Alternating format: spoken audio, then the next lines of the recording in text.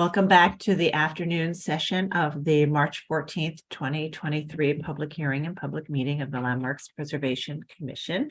We are resuming this afternoon with public hearing item number 7 and for applications for work on designated properties. And I will turn it over to Corey Harala, the Director of Preservation, to take us through the remaining agenda today.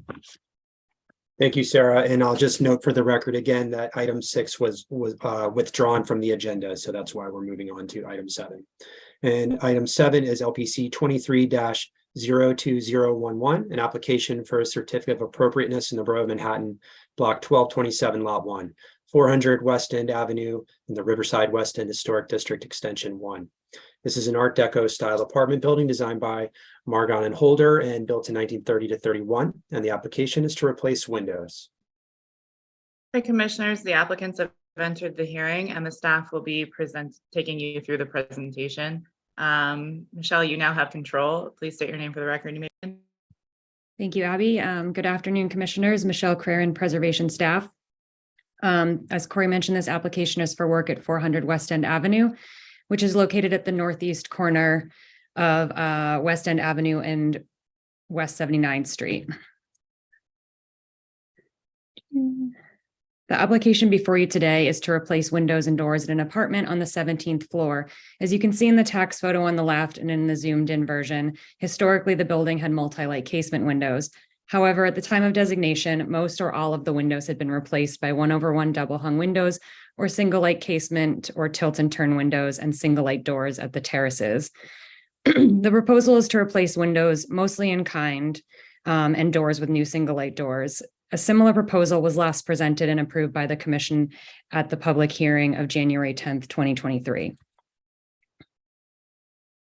As you can see here in another 1940s tax photo and the current view of the building looking west from Broadway, this shows the visibility of the secondary east facade where additional windows are proposed to be replaced as part of this proposal.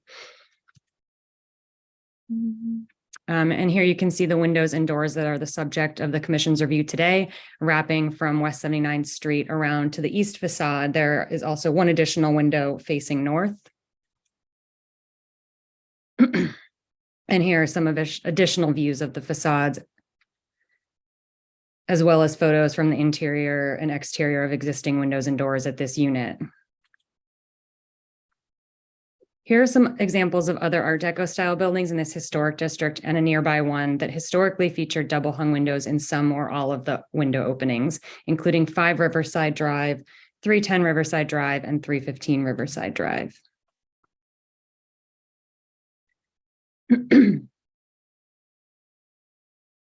Sorry, here's a floor plan showing the windows and doors to be replaced. The windows here at these courtyard facades are either not visible or only minimally visible and are not subject of review by the Commission. Here you can see the existing and proposed elevations. Note that the proposed louvered window is one of those on the minimally visible facades and will be reviewed at the staff level. Existing double hung and casement windows will be replaced with double hung windows, and doors at the terraces, which have limited visibility from the street, will be replaced as shown on the bottom of this sheet. And lastly, here are the proposed section details for the new windows and doors for reference.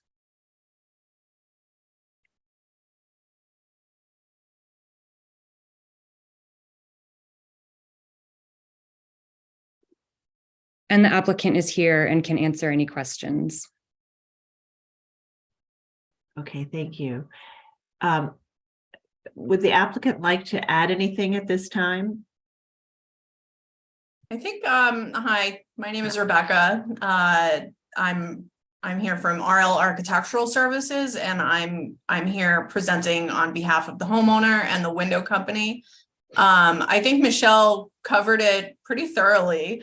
The only thing that I could really add is that the windows that are being proposed are more energy efficient and are more in line with everything throughout the building. So we're really going for a continuous look here for the to match the existing windows throughout the building, though they're not historic. The historic windows were casements. Like Michelle said, the whole building really has 1/1 double hungs now. The building does not have a master plan. Hopefully in the future, they'll put one together. But as we're proposing, we're proposing to match what the building has now. Thank you. Commissioners, do we have any questions for the applicant at this time? All right, I don't see any questions. So we'll move to public testimony. Oh, yes, Commissioner Jefferson, please go ahead. Type G window. It seems to have a door that exit onto a balcony, and you're changing it. Am I reading this correctly? Type G? Yeah, so type G right now is 2 windows with a double panel door. We're proposing to make this a sliding door. This is located on the terrace, which sets back on the facade and isn't really visible from the street. Oh, okay. So you step up you step up. Right, exactly. Okay. Thank you. Okay, other questions? All right, let's move to testimony. If you're in the meeting and would like to speak on this item, please raise your hand so we can identify you, and I will turn it over to Gregory Kalla to take us through the testimony. Thank you, Chair Carroll. We received a couple of signups beforehand on this item, so we'll be going through those people first. The first person who signed up was Megan Fitzpatrick from Landmark West. So I'll be promoting you to panelist right now. And if you could please unmute your line and state your name for the record, you'll have 3 minutes to speak. Thank you.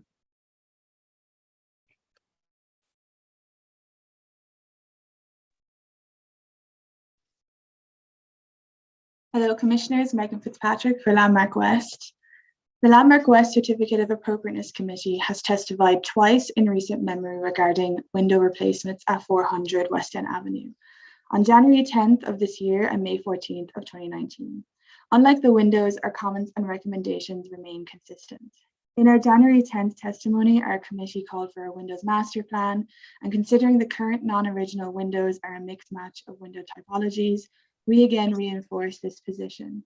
400 West End Avenue is well documented. The windows were originally multi-light steel casement windows, and we all agree that none of the currently installed windows match in material, form, or even function.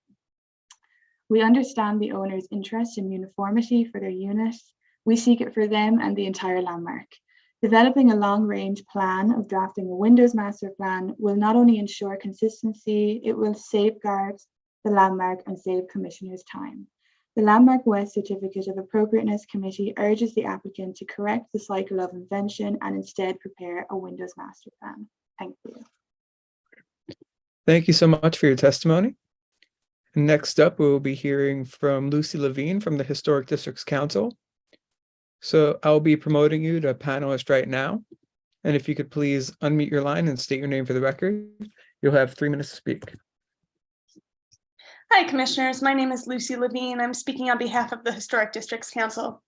HDC appreciates the applicant's desire to replace their windows, and we hope they will return with a window master plan based on the building's historic divided light window configuration. Thank you. Thank you so much. Okay.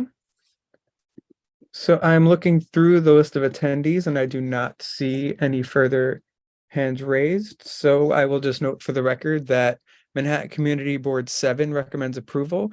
And we also received a letter from the West End Preservation Society recommending approval.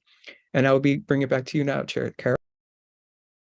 Great, thank you very much. And I know the applicant already addressed the question about the master plan and that the building has not put together a proposal for a master plan. And just to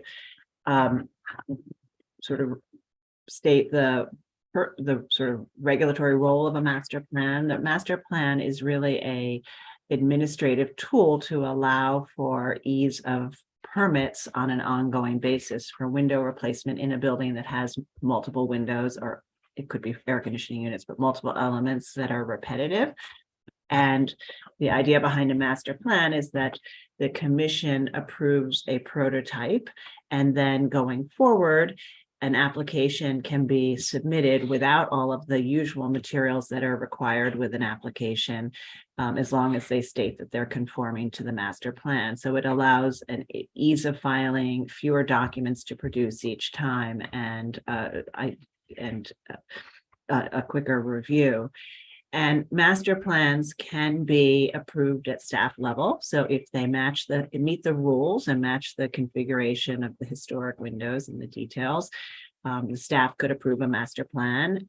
Often we see master plans for a different configuration, because a different configuration than the historic configuration doesn't meet the rules and requires review by the full commission. But the application for the master plan is reviewed either by staff or by the commission, depending on whether or not it meets the rules.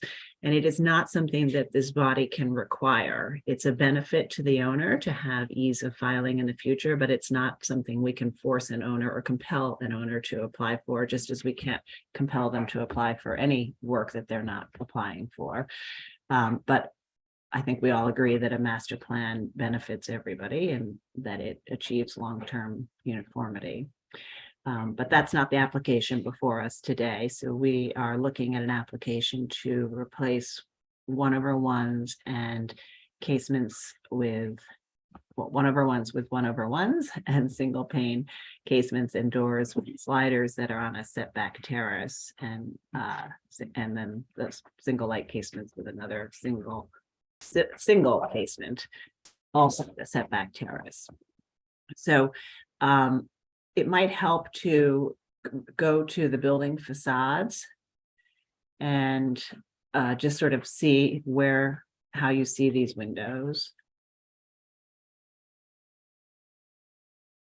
So we're at the setback. So can you just maybe identify, I know that you've got, the red line is hard to see. I see. Okay, 1, 2, 3, 5 windows on the projecting piece at your floor, and then you have the setback terrace, and then you have the return side wall. Okay, and so the windows that are at the plane of the facade are 1/1 to be replaced with 1/1. Is that correct? Okay, and then the setback has the doors that are being replaced with single light casements and sliders. Correct. Okay. All right. Commissioner Holford Smith.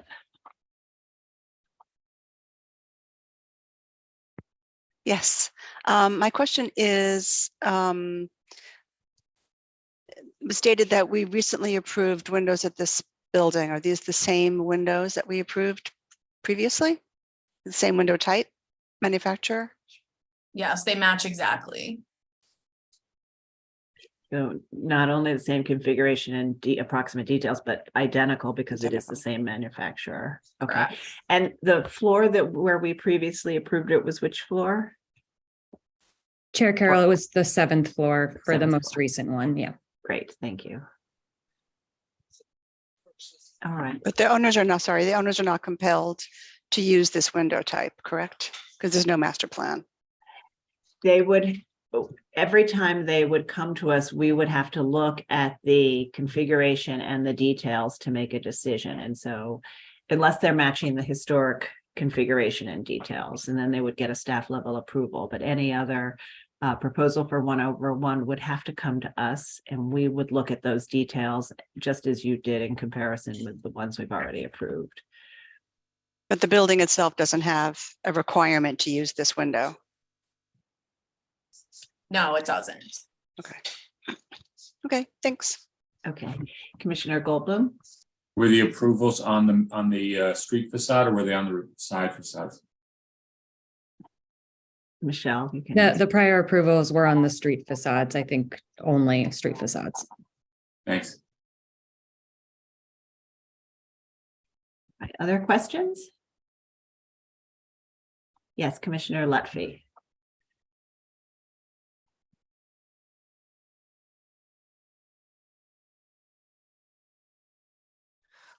Do we know what percentage of the windows on this building are 1/1s? And in general, have in addition to the last application that came before us, have these windows been used by other applicants? This particular manufacturer? So we haven't done an actual calculation, but the vast majority there are some single light tilt and turn or casements at various facades, but the majority are 1/1. I think that the whole building actually was replaced with 1/1 in the 1980s, and then some have changed since then. And then in terms of the last approval were the same type as these. The one in 2019 were an all metal as opposed to a clad window, but with pretty similar details. Great, thank you. Right, other questions? Okay, I don't see any other questions, so I think we can move to our discussion. And Commissioner Master, would you make a motion to close the hearing? So moved. Thank you. And Commissioner Goldblum, would you second that motion? Second. All in favor, say aye. Aye. Any opposed? Okay, so the hearing is closed and we'll begin our discussion. And just for the benefit of the newer commissioners, this commission has a long history of evaluating windows in large apartment buildings that historically featured multi-light windows, and where the windows were mostly or all replaced prior to designation. And so in the past, the commission would look at a building that had either a hodgepodge of windows or all 1/1s, but no historic windows or very few historic windows left. And the commission would often approve a master plan for a different configuration with better details and a better finish that were more historically appropriate, in the hopes that it would allow for uniformity to happen more quickly over time, and that uniformity would be seen as a benefit in lieu of getting back the original configuration. And then over more recent years, I think that many commissioners have felt that if there is a master plan, it would be great to take the long-term view and strive for the historic configuration, except that we have allowed for 1/1s where the building is robust and strong enough in its architectural detailing that it could that it didn't rely as heavily on the historic configuration for its style. And so we have looked at them kind of more on a case-by-case basis, looking at the building and does it really rely on that configuration to express its style. And then similarly, in cases where we don't have a proposal for a master plan, we have approved windows that match the existing configuration in the short term to sort of retain uniformity if there is some uniformity already with the 1/1 configuration. And so it's sort of been an evolving policy, but I think in many ways still rooted in some of the same principles that we've used all along. I think we've just sort of drilled down and become a little more detailed and case by case oriented in our review. But the idea is that there are no historic windows that are being lost or replaced as a result of this, and that windows with different details and a finish that relate harmoniously to the existing windows may be appropriate if the existing 1/1 windows don't detract from or diminish the style of the building because the building is robust enough. So I hope I didn't make that even more confusing, but I wanted to give you some context, and we'll go ahead and have our discussion, and maybe it'll start to come out a little bit more. But again, this is just for one floor, and some portions of this are set back and not really visible from the street. So Commissioner Bland, would you like to start this one? You always start with me on windows. I'm most not interested in windows. But I am interested, and it's part of our role. I think this is a fairly straightforward and simple case. most of the building already has 1/1s or other non-original types of windows. So I'm of the belief that that going back to an original condition in the hopes that over the next 100 years, maybe the rest of the building comes along too, is just too much to ask. And frankly, I'm perfectly fine with this application as it's being proposed. Okay, thank you. All right, Commissioner Chapin. I think this says on this Art Deco building and trying to achieve energy efficiency. I think that since they're almost all replaced, we've approved it before, and it's a I don't think it's going to be, well, I think it's an appropriate replacement for the original casements in this case. Commissioner Lutfi. I think that this is appropriate, and I also think that the building has, they're using, at least in this case and in the last case, using a better quality window, I'm sure, the Marvin clads. And so I feel heartened about that and hope that the building will eventually do a master plan. Commissioner Jefferson.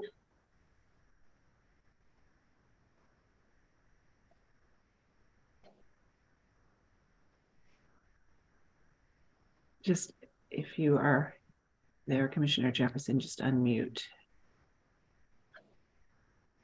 I'm sorry about that. That's okay. It's appropriate, and using the finish consistent with the rest of the other windows. Okay. Great, thank you. Commissioner Goldblum.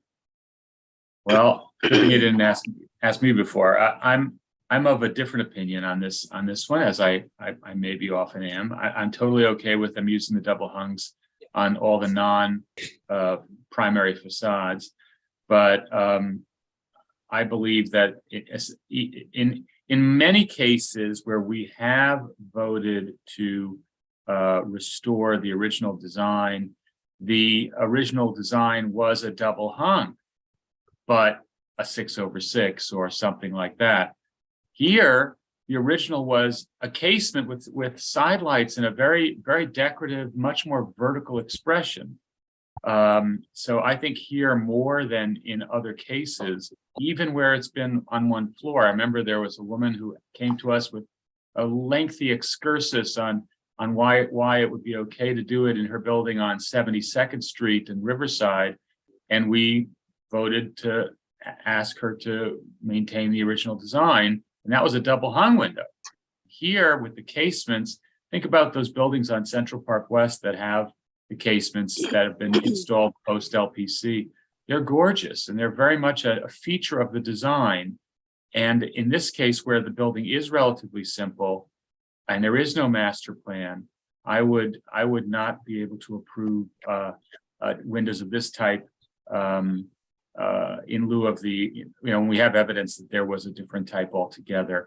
And the energy argument, frankly, is specious to me, because you can get a better energy rating out of a casement than you can out of a double hung. Okay, thank you. All right, Commissioner Chen. I'm agreeing with the majority. I think this is like Fred said, this is very straightforward, and so I deem it appropriate. Okay, thanks. All right, Commissioner Ginsburg. Appropriate. Okay, Commissioner Chu. Appropriate. Commissioner Master. I agree. I think it's appropriate. Okay, and Commissioner Holford Smith.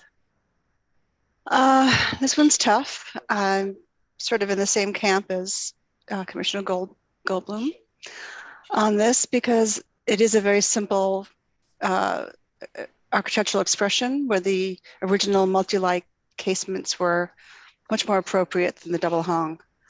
But I'm really torn because we apparently approved this 1/1 window configuration recently, And I do think that it would be many, many years before we would ever get to, the entire facade being back to casements. So I think I'm reluctantly okay with this. Okay. Okay, so I think we have enough to support it as is. Commissioner Chen, would you be able to read the motion? Sure. In the matter of LPC 23-02011, 400 West End Avenue, Riverside, West End Historic District. The application is to replace windows, noting the building's style, scale, materials, and details among features that contribute to the special architectural and historic character of the Riverside West End Historic District extension. Also noting that at the time of designation, most of the multi-light casement windows were replaced with 1/1 double hung windows and single pane tilt and turn windows. I recommend approval that the vast majority of the historic multi-light casement windows at the street facades of this building were replaced prior to the designation of the historic district, and therefore the work will not further diminish a cohesive historic fenestration, that the existing 1/1 double hung windows and single light doors to be removed are not historic, and therefore the work will not eliminate significant historic fabric, that the proposed dark brown finished metal clad wood 1/1 double hung windows will be consistent with windows historically found at other buildings of this type and age in this historic district, that the proposed 1/1 double hung windows will maintain a unified fenestration pattern at the building's facades, that only the top portion of the proposed single light metal doors at the terrace will be visible from public thoroughfares, helping them to harmonize with the existing and proposed 1/1 double hung windows, that the work will not detract from the special architectural and historic character of building or the Riverside West End Historic District extension. Great, thank you. And Vice Chair Bland, would you second that motion? Second. All right, Mark, will you call a vote? Chair Carroll, Aye. Commissioner Bland, Aye. Commissioner Chapin. I didn't hear you. Aye. Commissioner Chen, Aye. Aye. Commissioner Chu, Aye. Commissioner Ginsburg, Aye. Commissioner Goldblum, No. Commissioner Jefferson, Aye. Commissioner Lutfi, Aye. Commissioner Master, Aye. Commissioner Holford Smith. Aye. With 10 in favor and 1 opposed, the motion passes. That's approved. Thank you. And we'll move to the next item. Next item is public hearing item number 8, LPC 23-0325. An application for a certificate of appropriateness in the Borough of Manhattan, Block 1150, Lot 7504, 172 West 79th Street in the Upper West Side, Central Park West Historic District. This is a neo-Renaissance style apartment building designed by George A. Bagg and Sons and built in 1930 to 35. The application is to replace windows. Okay, commissioners, the applicants have entered the hearing and the staff will be taking you through the presentation. Tim, you now have control. Please state your name for the record and you may begin. Good afternoon, commissioners. Timothy Shaw, preservation staff. I'm presenting this item on behalf of the unit owners, Sung Choi and Damian Corberlin, who assembled the presentation. Mr. Corberlin is on hand if there are any questions I am unable to answer. 172 West 79th Street is a neo-Renaissance style apartment building located at the southeast corner of West 79th Street and Amsterdam Avenues. For context, this is a view of the primary West 79th Street facade at the time of designation, which shows the historic 6/1 double hung windows, and a current photo showing replacement windows of the same configuration. All windows at the building were replaced under an LPC permit issued in 2003. This aerial view shows the building in context with a similarly tall building to its south, other tall apartment buildings along West 79th, and the low-rise school and yard on West 77th to its south, which is above the building in this photo. Now this application is for the replacement of windows at the visible south rear facade.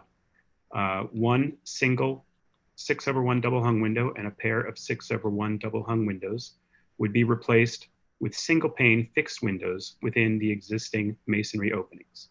This is the proposed elevation here. Here's a photo of the existing conditions. These are the two window openings that are the window assemblies that are to be replaced.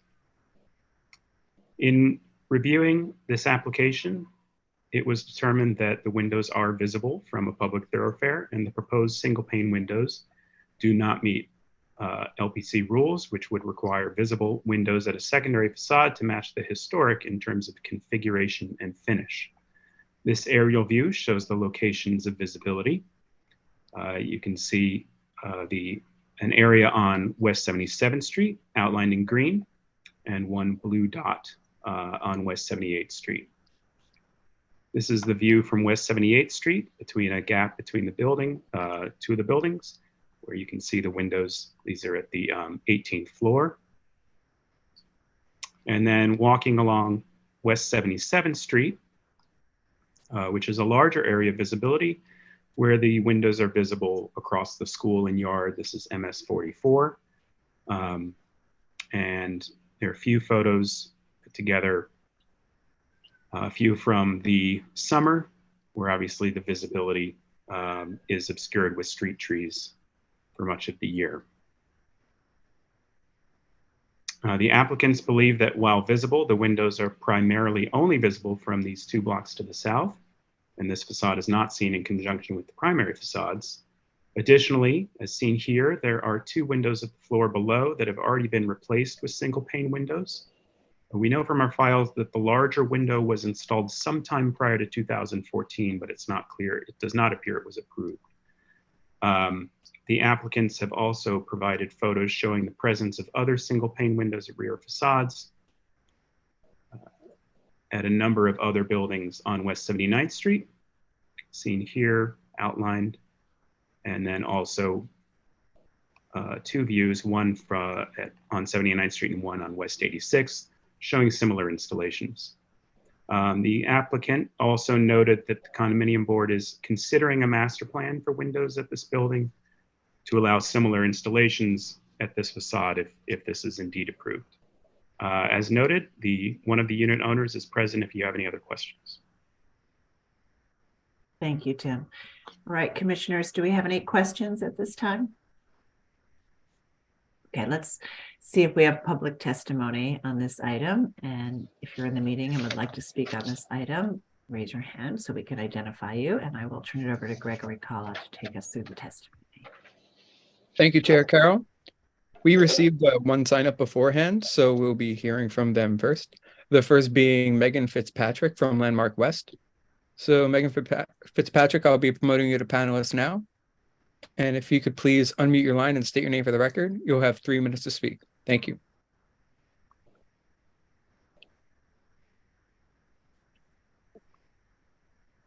Hello, Commissioners. Megan Fitzpatrick for Landmark West. The Landmark West Certificate of Appropriateness Committee had to check our calendars.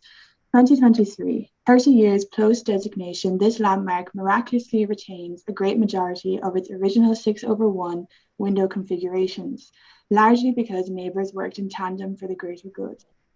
Painting 2 apertures to picture windows, even if they are on the secondary facade, disrupts the harmony of this neo-Renaissance building, especially since they are still visible.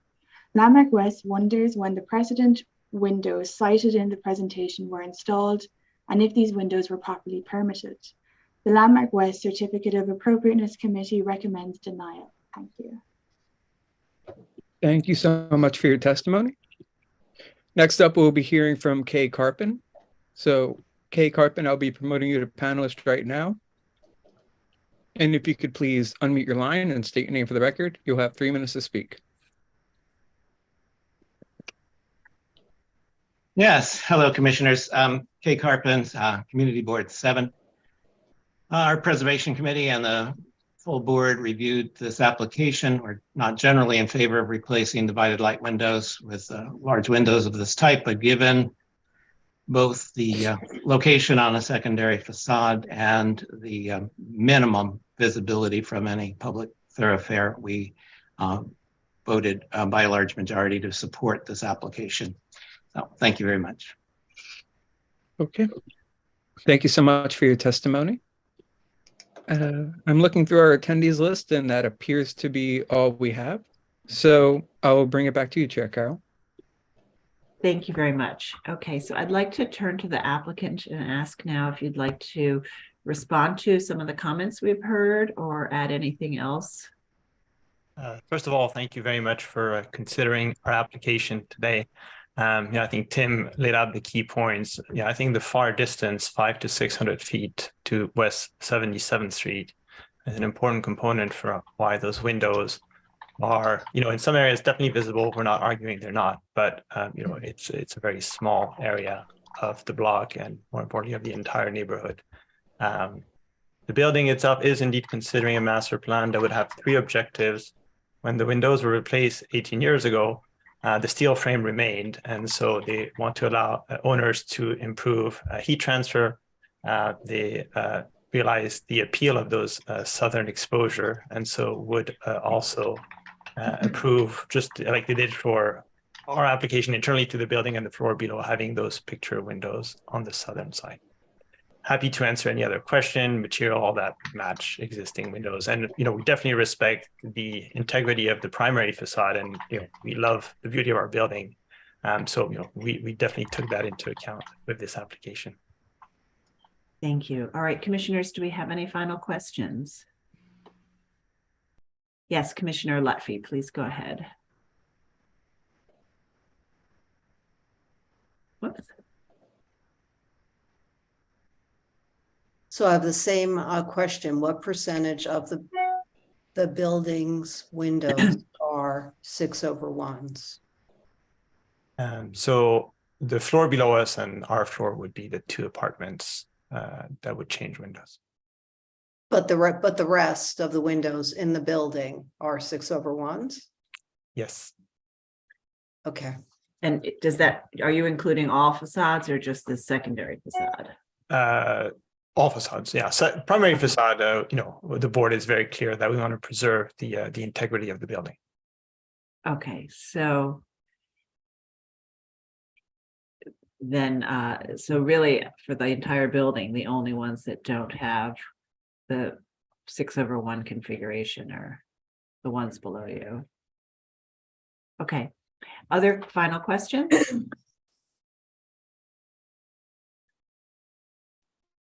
Okay, I'm gonna send, oh yes, Commissioner Chapin, please go ahead. Yeah, I don't know if I missed it. Do we know when the other picture window was put in? We know it was put in some years ago, but after designation, and we're still tracking down the regulatory history on that, I think is what Tim said. Thank you. Okay. All right, so I'm sending you all a request to unmute so we can begin our discussion. Okay, Commissioner Chu, would you make a motion to close the hearing? So motion. Thank you. And Commissioner Jefferson, would you second that? Second. All in favor, say aye. Aye. Any opposed? All right, the hearing is closed and we'll begin our discussion. And so this is an application where the historic windows have been replaced, but the building maintains a multi-light configuration, a 6/1 configuration throughout, it sounds like, most of the facades.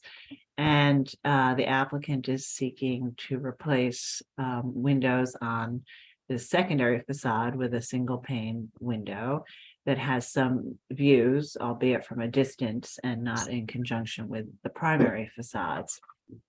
And I will say that in cases where we have approved or required the original configuration on primary facades, we have allowed a different condition, a different configuration on secondary facades, where there's often a change in brick color and ornament on the facade, we've allowed that, and it has a more utilitarian nature. We've allowed a different configuration, but generally it would be a 1/1, something that still provides a level of articulation, and less frequently a single pane, I would say.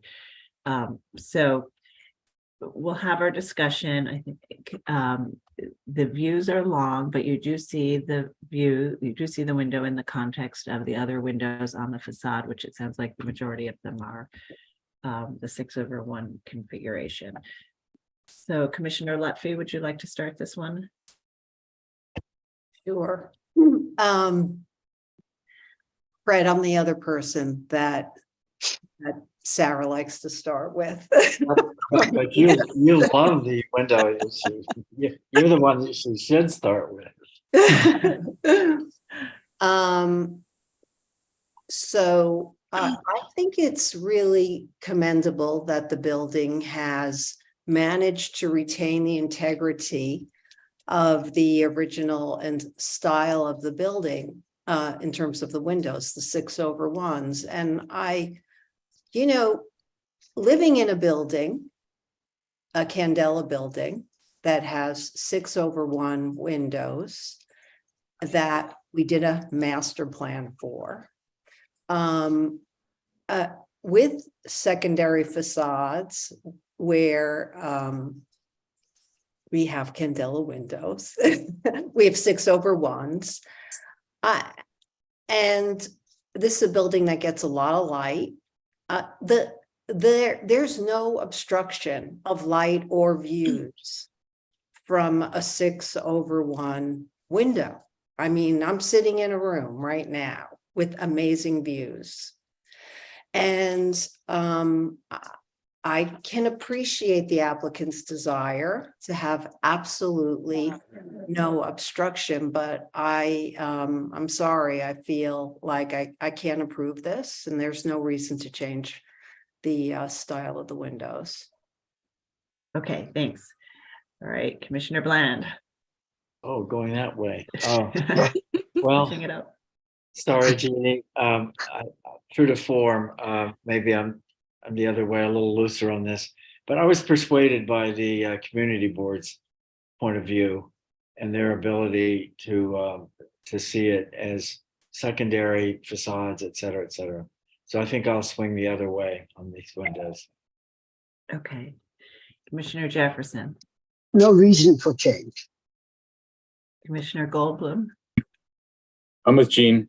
I think that the landmark law is most successful when it fights the kind of hodgepodge that one finds on secondary walls. And I think we should maintain that august tradition.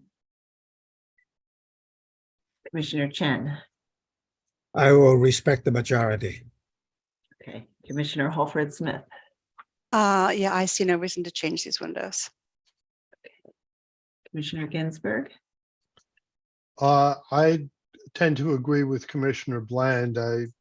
Given how far one has to be to see it, I don't think we should do the picture window. I think there should be two separate windows, but I don't think maintaining the 6/1 is critical.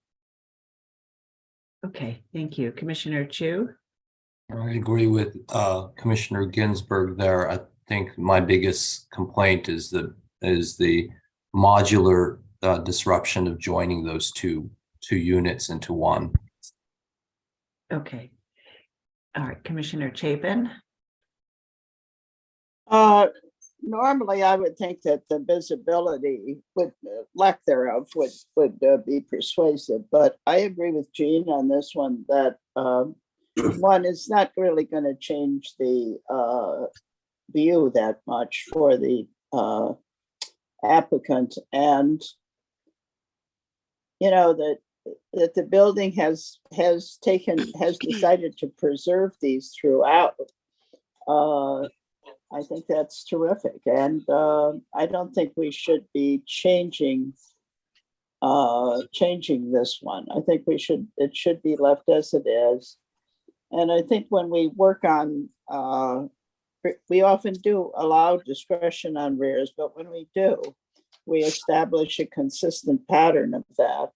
And if we do in the future look at secondary facades on a building and decide to do things differently, we would do something consistent. So I can't go along with this particular one. Okay, thank you. Commissioner Master. So I agree with Commissioner Bland and Commissioner Ginsburg. I think it's a secondary facade and the view is quite far away. So I think that's where I would stand. Okay.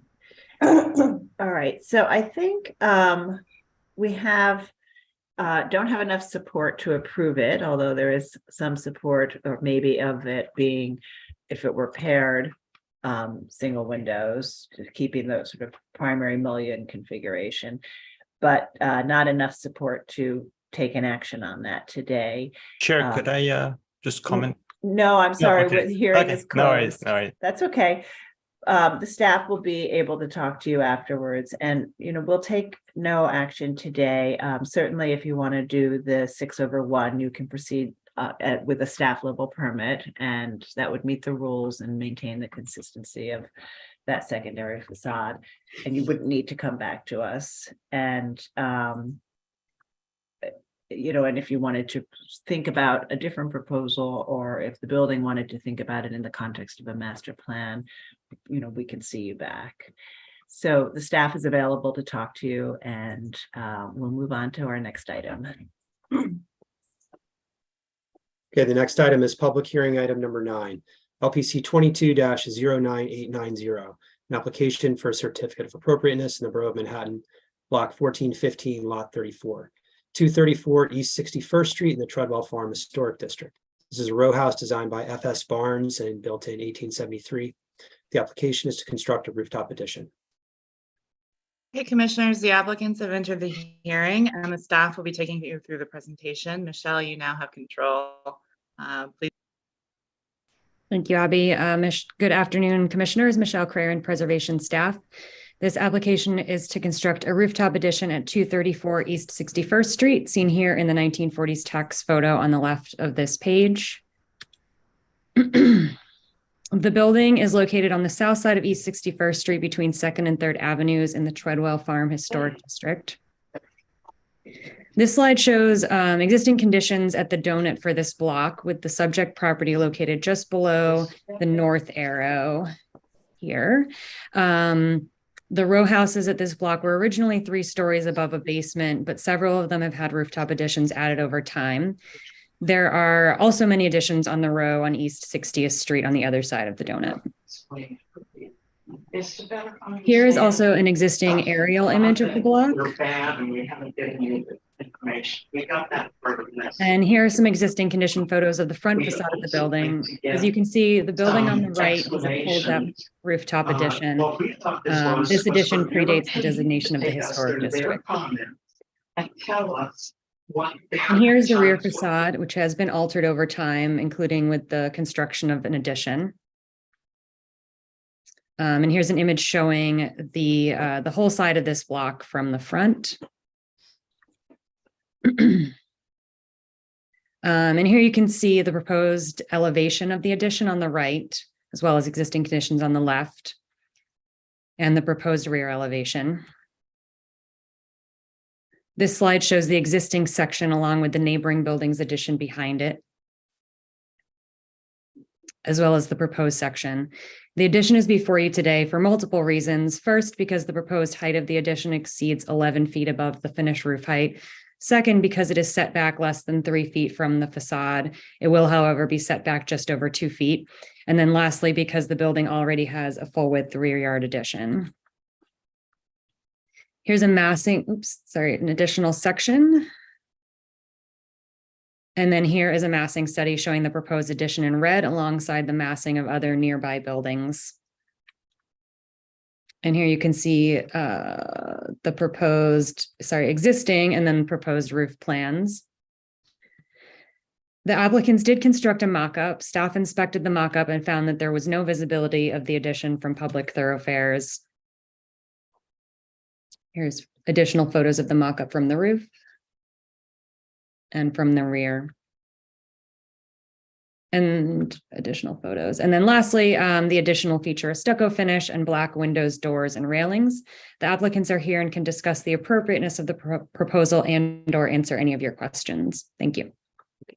Great, thank you. And just to sort of clarify your explanation of the three reasons this is before us, is that the rules that allow the staff to approve additions limit the amount of work that staff can approve. And so it limits additions to certain dimensional requirements. And it doesn't mean that other types of additions aren't approved, as we review them all the time, but the staff is limited in their authority and can only approve an addition that is 11 feet high and set back 3 feet from the rear facade. And so this exceeds both of those slightly in height, and in that setback is over 2 feet, but not quite 3 feet.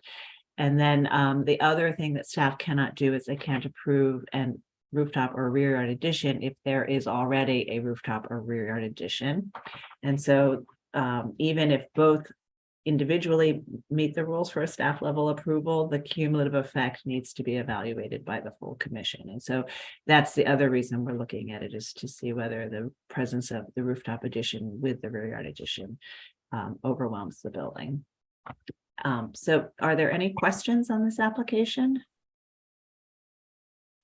Or on the reason it's before us? Okay, I don't see any questions. Let's move to public testimony. And if you're in the meeting and would like to speak on this item, please raise your hand so we can identify you, and I'll turn it over to Gregory Kalla to take us through the testimony. Thank you, Chair Carroll. We received a couple of signups beforehand on this item, so we'll be hearing from those people first. The first signup was Nuha Ansari from Friends of Upper East Side. So I'll be promoting you to panelist right now. And if you could please unmute your line and state your name for the record, you will have 3 minutes to speak. Chair Carroll and Honourable Commissioners, my name is Nuha Ansari and I'm speaking on behalf of Friends of the Upper East Side. Friends Preservation Committee commends the applicant for the modest size of the rooftop addition and the fact that it will not be visible from the public way. We also appreciate the efforts to match the materials of the new addition with the white stucco of the unusual Spanish-style rear facade. In addition, we feel that the new black metal balconies and new openings on the penthouse addition are in keeping with the building's design and will not detract from the historic. Thank you. Thank you for your testimony. And next up, we'll be hearing from John Graham from VSNY. So John Graham, I'll be promoting you to panelist right now. And if you could please unmute your line and state your name for the record, you'll have 3 minutes to speak.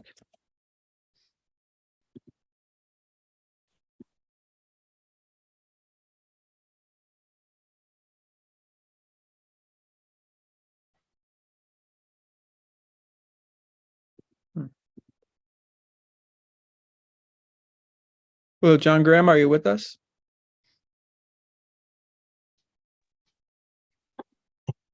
Good afternoon, Commissioners. John Graham for the Victorian Society in New York.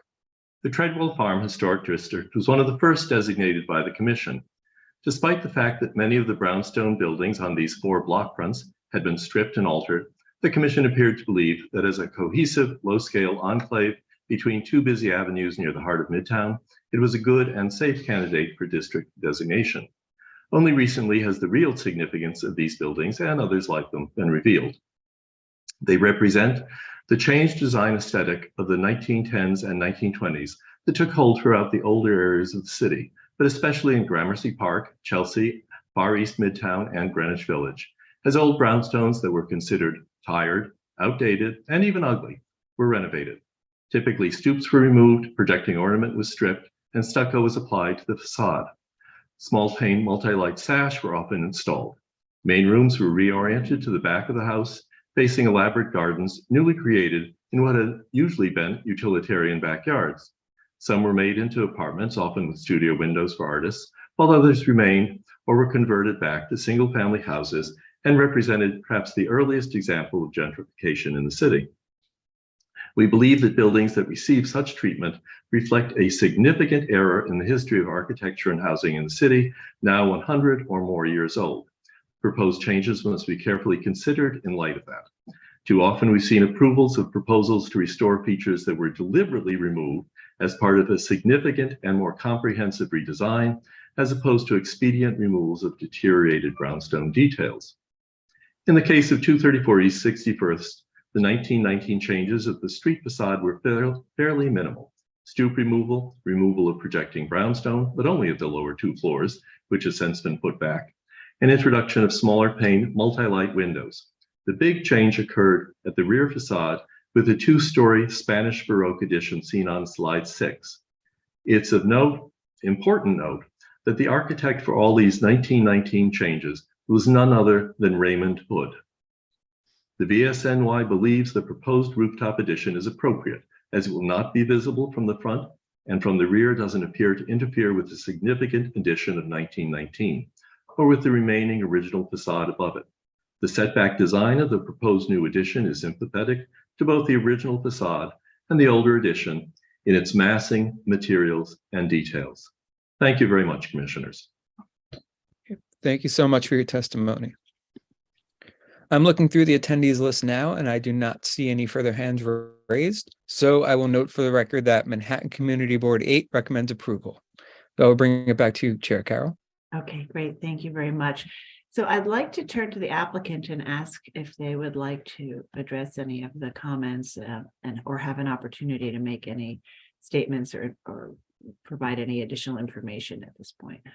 Sure. I'm Alan Berman, the architect from Architect Design Studio. We're doing a penthouse, which is less than 33% of the roof.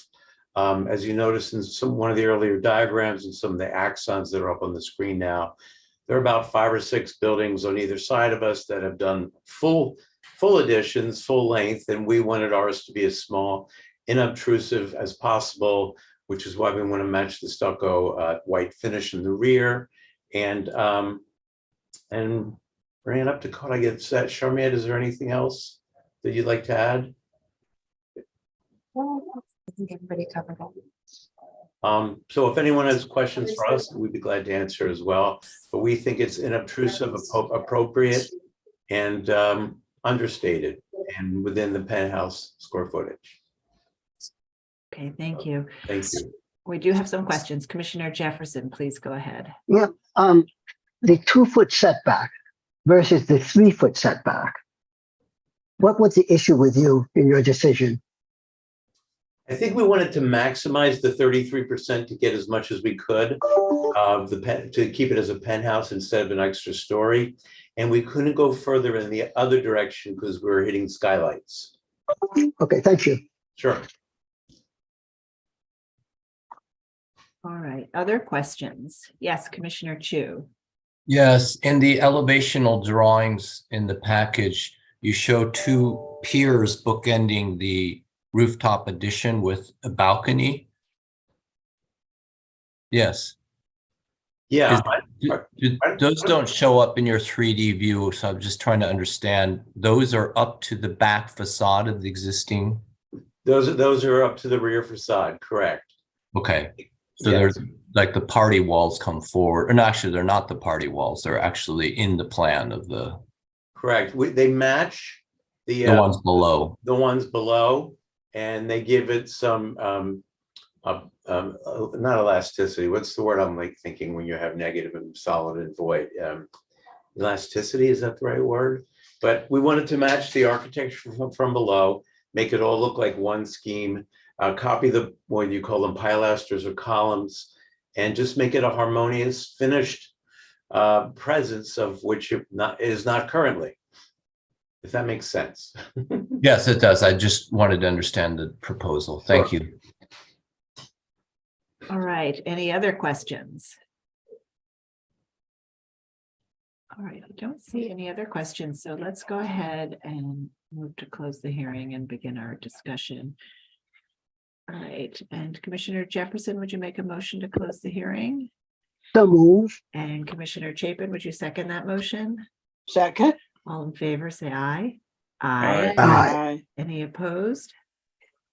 Okay, the hearing is closed and we'll begin our discussion on the proposed rooftop addition, which we've explained is not visible from a public thoroughfare, but is not eligible for a staff level review because of the increase over the 11 feet high and the being less than 3 feet from the rear facade.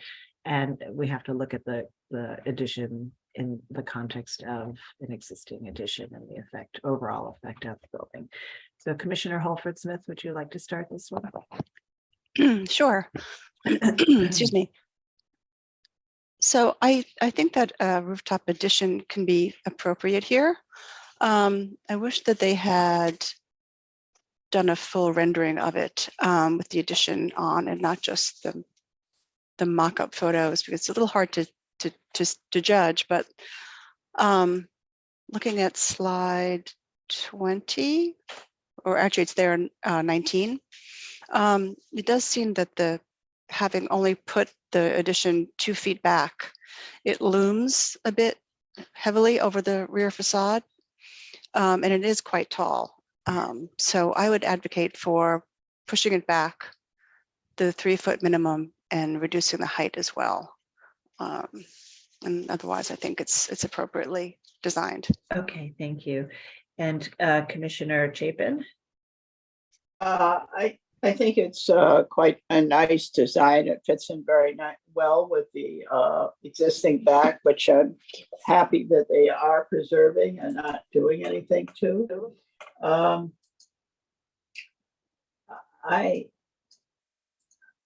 I think it's quite modest, and given some of the constraints they're working with, I don't really have a problem with them having it within the 2 feet or the height of it.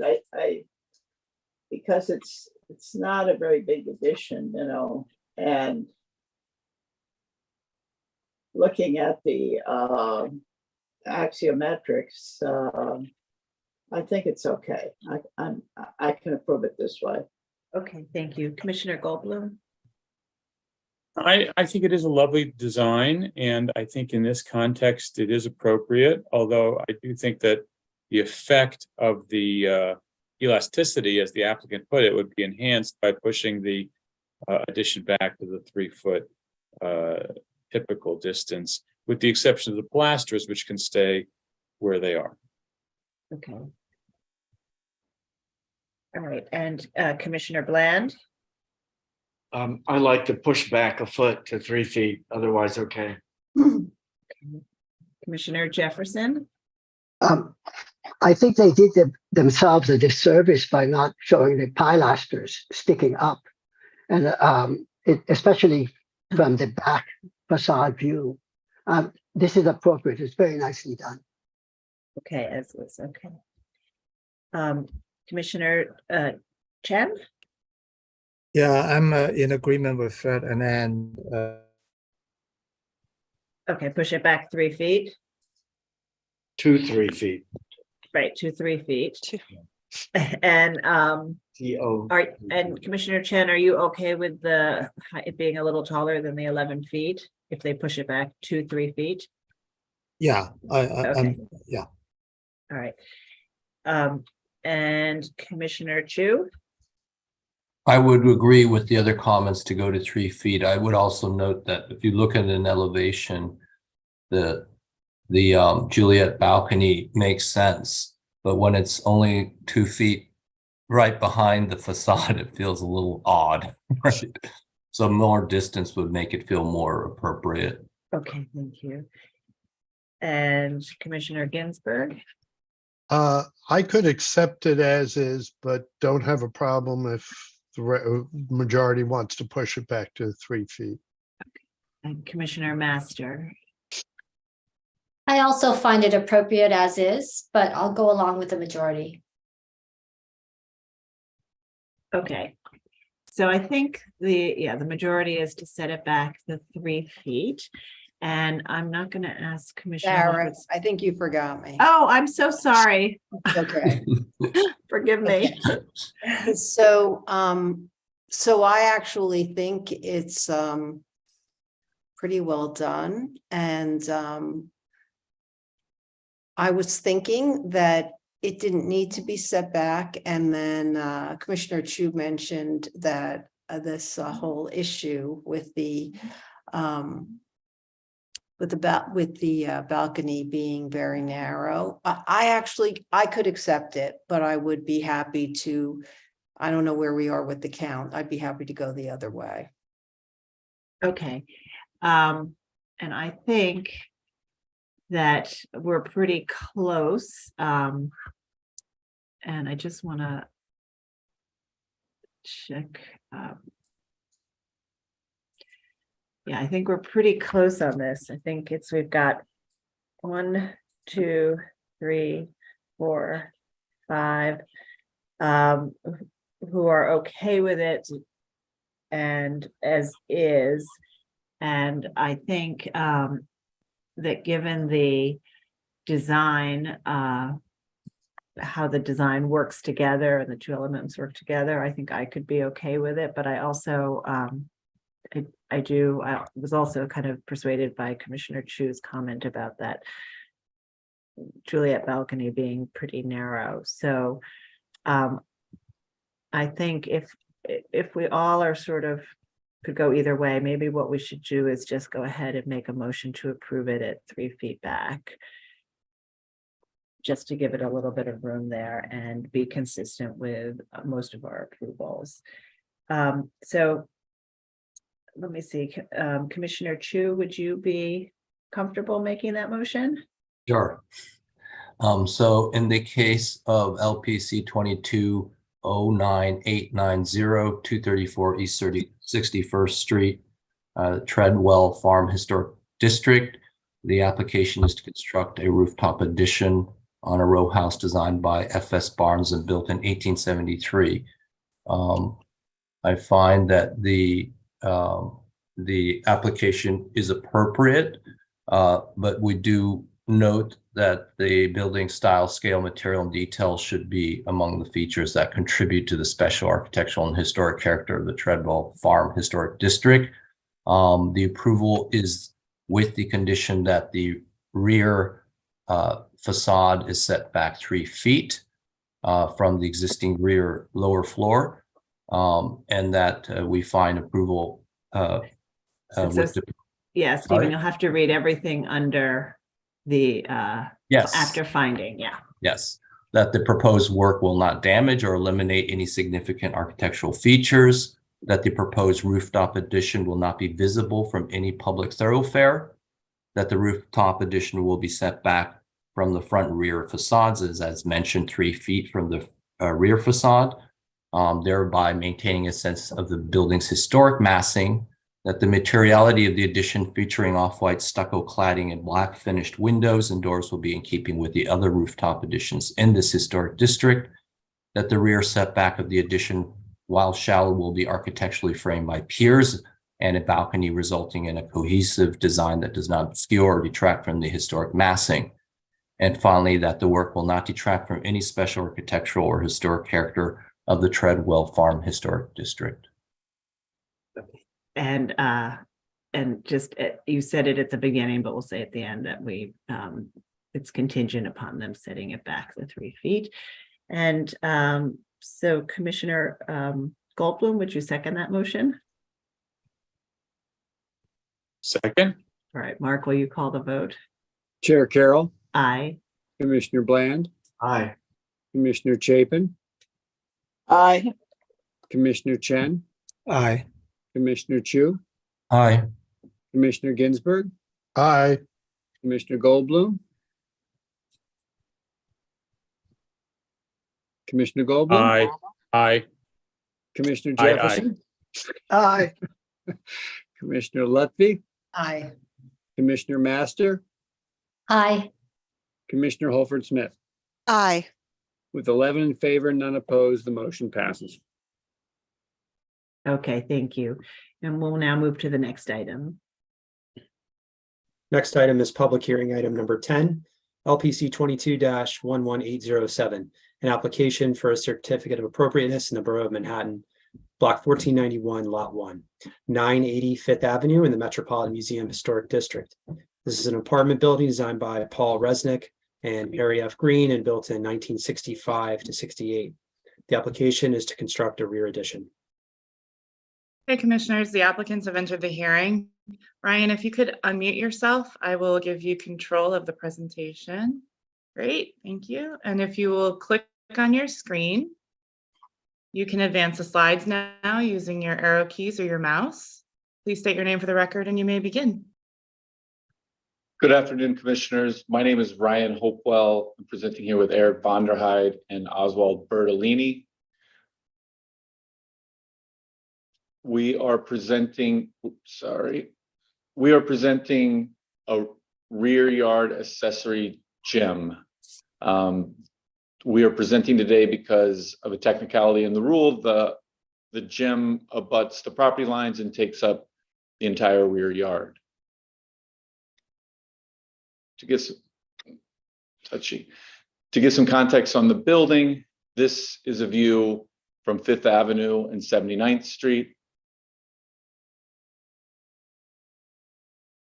This is the top. This is where the proposed gym will be on the tax map. These are existing conditions photos. This is a view looking down at the existing conditions. Again, this is the border of the proposed gym. It will be a small gym that is not visible from anywhere in the district. It's clearly dwarfed by all of the surrounding buildings, as can be seen in this axo here. On the right, you've got the existing rear yard condition. You can see how it interfaces with 2 East, 4 East 80th Street, as well as 9 East 79th Street. The proposed gym will mostly be underground. The visible areas will be from 9 East 79th Street, approximately 9 feet from the rear yard. And keep in mind, this is a sunken rear yard, so 9 feet above the rear yard is not quite the first floor, or maybe a foot above the actual first floor level. And from the view looking south from 2 East and 4 East 80th Street, it's approximately 6 feet exposed. We'd heard some feedback from the community board, and we have talked to the client, and they are open to adding stucco to the finish as opposed to raw concrete. And we have a large skylight here that allows daylight during the daylight hours, but could become a light well in the evening. And we have thought about and will add lighting controls or time limits in the evening. This is a section showing the red arrows show what will be visible above grade, and the blue arrows show the heights from the finished interior floor to the ceiling.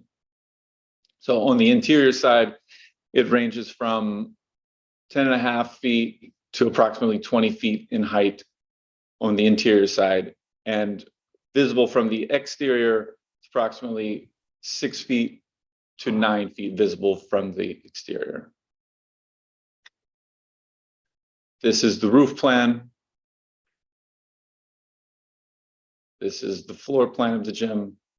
As you can see, it's very small. The total square footage is approximately 500 square feet, including the hallway space. These are elevations showing the existing rear yard with heights and proposed with the gym installed. So as you can see here, the gym is not very tall and hits right at the first floor level. This is the east facing view. Oops, sorry. This is the south facing view.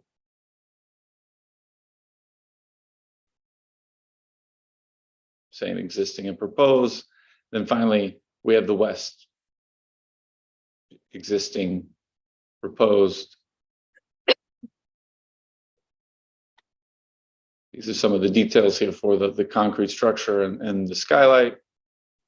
And finally, we show how it's going to interface with the district. And as you can see, it's dwarfed by all of the surrounding buildings. The lowest building is approximately 6 stories, and this is the view looking from 80th Street back. So nowhere from the district is the structure visible. And that's all. Okay, thank you. All right, commissioners, do we have any questions? All right, let's see if we have public testimony. If you're in the meeting and would like to speak on this item, please raise your hand so we can identify you, and I'll turn it over to Gregory to take us through the testimony. Thank you, Chair Carroll. We had one sign up for this item beforehand, so we'll be hearing from them first. That sign up was Nuha Ansari from Friends of Upper East Side. So Nuha Ansari, I will be promoting you to panelist right now. And if you could please unmute your line and state your name for the record, you will have 3 minutes to speak. Thank you. Chair Carroll, Honourable Commissioners, my name is Nuha Ansari. I'm speaking on behalf of Friends of the Upper East Side. Friends Preservation Committee notes that the proposed fitness centre rear addition would not be visible in the public way. We do not object to the proposal. We would, however, urge the applicant to introduce a shading mechanism for the proposed skylight in order to minimize the impact of light emissions on the residents of the surrounding buildings. And of course, I recognize that the applicant said that they were considering that. So thank you. Okay. Thank you so much for your testimony. And I'm looking through the attendees list now. I do not see any further hands raised. So I will just note for the record that Manhattan Community Board 8 recommends denial. And I'll bring it back to you, Chair Carroll. Great, thank you very much. Okay, I'd like to turn back to the applicant and ask if you'd like to address the comments that we've heard in any way. Yes, so we had heard those comments at the community board. That was one of their concerns, whether we create a light well with having a large skylight.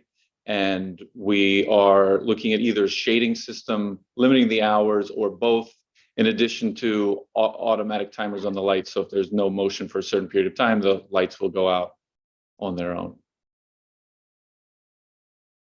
Thank you. All right, commissioners, do we have any final questions? Okay, I'm gonna send you all requests to unmute so that we can begin our discussion. All right, Commissioner Bland, would you make a motion to close the hearing? So moved. And Commissioner Master, would you second that motion? Second. All in favor, say aye. Aye. Any opposed? Okay, the hearing is closed and we'll begin our discussion. And this is for this one-story addition in the rear courtyard of this apartment building. And while we've heard testimony about the light, and the applicant has responded with ideas on how they can control the light. The issues of light are not under our purview exactly. When we look at additions, we look at the size of the addition relative to the building to which it's being added. We look at the visibility of it, the potential visibility of it, and we look at how it impacts the immediate context. So the central green space, in which case, in this case, the block is pretty built up, and the adjacent, the scale of the adjacent buildings. And so we'll begin our discussion. Commissioner Ginsburg, would you like to start this one? Okay, this addition is not visible from the street, is to a building that was not contributing to the special district, is small in scale and small in size, and I really think it's totally appropriate. Okay, great, thank you. All right, and Commissioner Chu? I would agree with Commissioner Ginsburg's view. I think it's appropriate. Okay, and Commissioner Chapin? I think this is just we're just reviewing this because it takes up the whole site. And I think in this case, it is totally appropriate. Great, and Commissioner Goldblum? Agreed. Right, and Commissioner Master? Appropriate. Commissioner Jefferson? Appropriate. Commissioner Bland? Appropriate. And Commissioner Lutfi? Appropriate. And Commissioner Chen? No disagreement. Okay, Okay, and Diana is right, Commissioner Chapin is right. It's really only here before us because it does take up the entire lot, which is something that the staff is not allowed to approve. So, but given its size, its visibility, and its impact on the context, we're all comfortable with it. So, Commissioner Ginsburg, would you make the motion? I will. In the matter of LPC 22-11807 985th Avenue, Metropolitan Museum Historic District. Application is to construct a rear yard addition. I recommend approval, finding that the proposed work will not damage or eliminate any significant architectural features, that the proposed courtyard addition will not be visible from any public thoroughfare, that the presence of this small addition at a large apartment building at the corner of the inner block and adjacent to a few small paved rear yards and rear extensions will not detract from the neighboring properties or diminish the central green space, and the work will not detract from the significant architectural or historic character of the historic district. Thank you. And Commissioner Chen, would you second that motion? Second. All right. And Mark, will you call the vote? Chair Carroll, Aye. Commissioner Bland, Aye. Commissioner Chapin, Aye. Commissioner Chen, Aye. Commissioner Chu, Aye. Commissioner Ginsburg, Aye. Commissioner Goldblum, Aye. Commissioner Jefferson, Aye. Commissioner Lutfi, Aye. Commissioner Master, Aye. and Commissioner Holfer Smith has left. So with 10 in favor, none opposed, the motion passes. All right, so that's approved and we'll move to the next item. Right, the next item is public hearing item number 11, LPC 23-014-07143.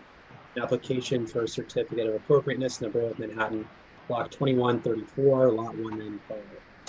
800 Riverside Drive, aka 808 Riverside Drive, 2 to 20 Edward Morgan Place, and 605 to 617 West 157th Street in the Audubon Park Historic District. This is a Renaissance Revival style apartment building designed by Simon I. Schwartz and Arthur Gross and built in 1910 to 1911. The application is to install windows with obscure glazing. Okay, commissioners, the applicants have entered the hearing and the staff will be taking you through the presentation. Dana, you now have control. Please, you can advance the slides using your arrow keys or your mouse. Please state your name for the record and you may begin. Thank you, Abby. Good afternoon, commissioners. Dana Litowitz, preservation staff. The item before you is 800 Riverside Drive, also known as the Grinnell, occupying the full triangular lot bounded by Riverside Drive, Edward Morgan Place, and West 157th Street in the Audubon Park Historic District. Here's a photo of the building from 1910, soon after construction. The proposal is to install obscured glazing in select vertical window bays at bathrooms, as shown here. 3 bays on the Morgan Place facade, 4 bays on the Riverside Drive facade, and 5 bays on the West 157th Street facade. A similar proposal for windows at non-visible interior courtyard facades is being reviewed at staff level. A certificate of no effect was issued in January of this year for building-wide window replacement with buff cream-colored aluminum windows with simulated divided lights and clear glazing to match the original window configuration. This item is before you today because textured translucent glazing, as proposed, does not meet the Commission's rules for a staff level approval. Obscured glazing currently exists within the replacement 1/1 aluminum windows at the bathrooms. However, this was not a historic condition. The double pane windows from Pilkington Glass will feature a stipulite or stipple pattern on the interior facing surface of the inner pane only, as you can see here, surface 4. The outer pane will feature clear glazing on both surfaces to maintain consistent reflectivity. Here are some larger images of the existing and proposed glass patterns. The applicant has provided some examples of windows with the stipple pattern at the interior surface as they've been installed at small windows for bathrooms at other buildings. They are virtually indistinguishable from the windows with clear glazing, as you can see in these photos from the exterior. The existing pattern glazing at 800 Riverside Drive is shown here on the right. It looks very similar to the clear glazing on the left. And here we have elevations showing the proposed windows to be replaced, highlighted in yellow.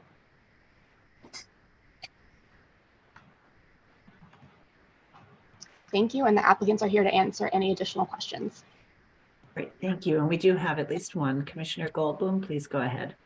Are the simulated true divided lights surface applied on both sides and in the middle, or are they just like sandwiched?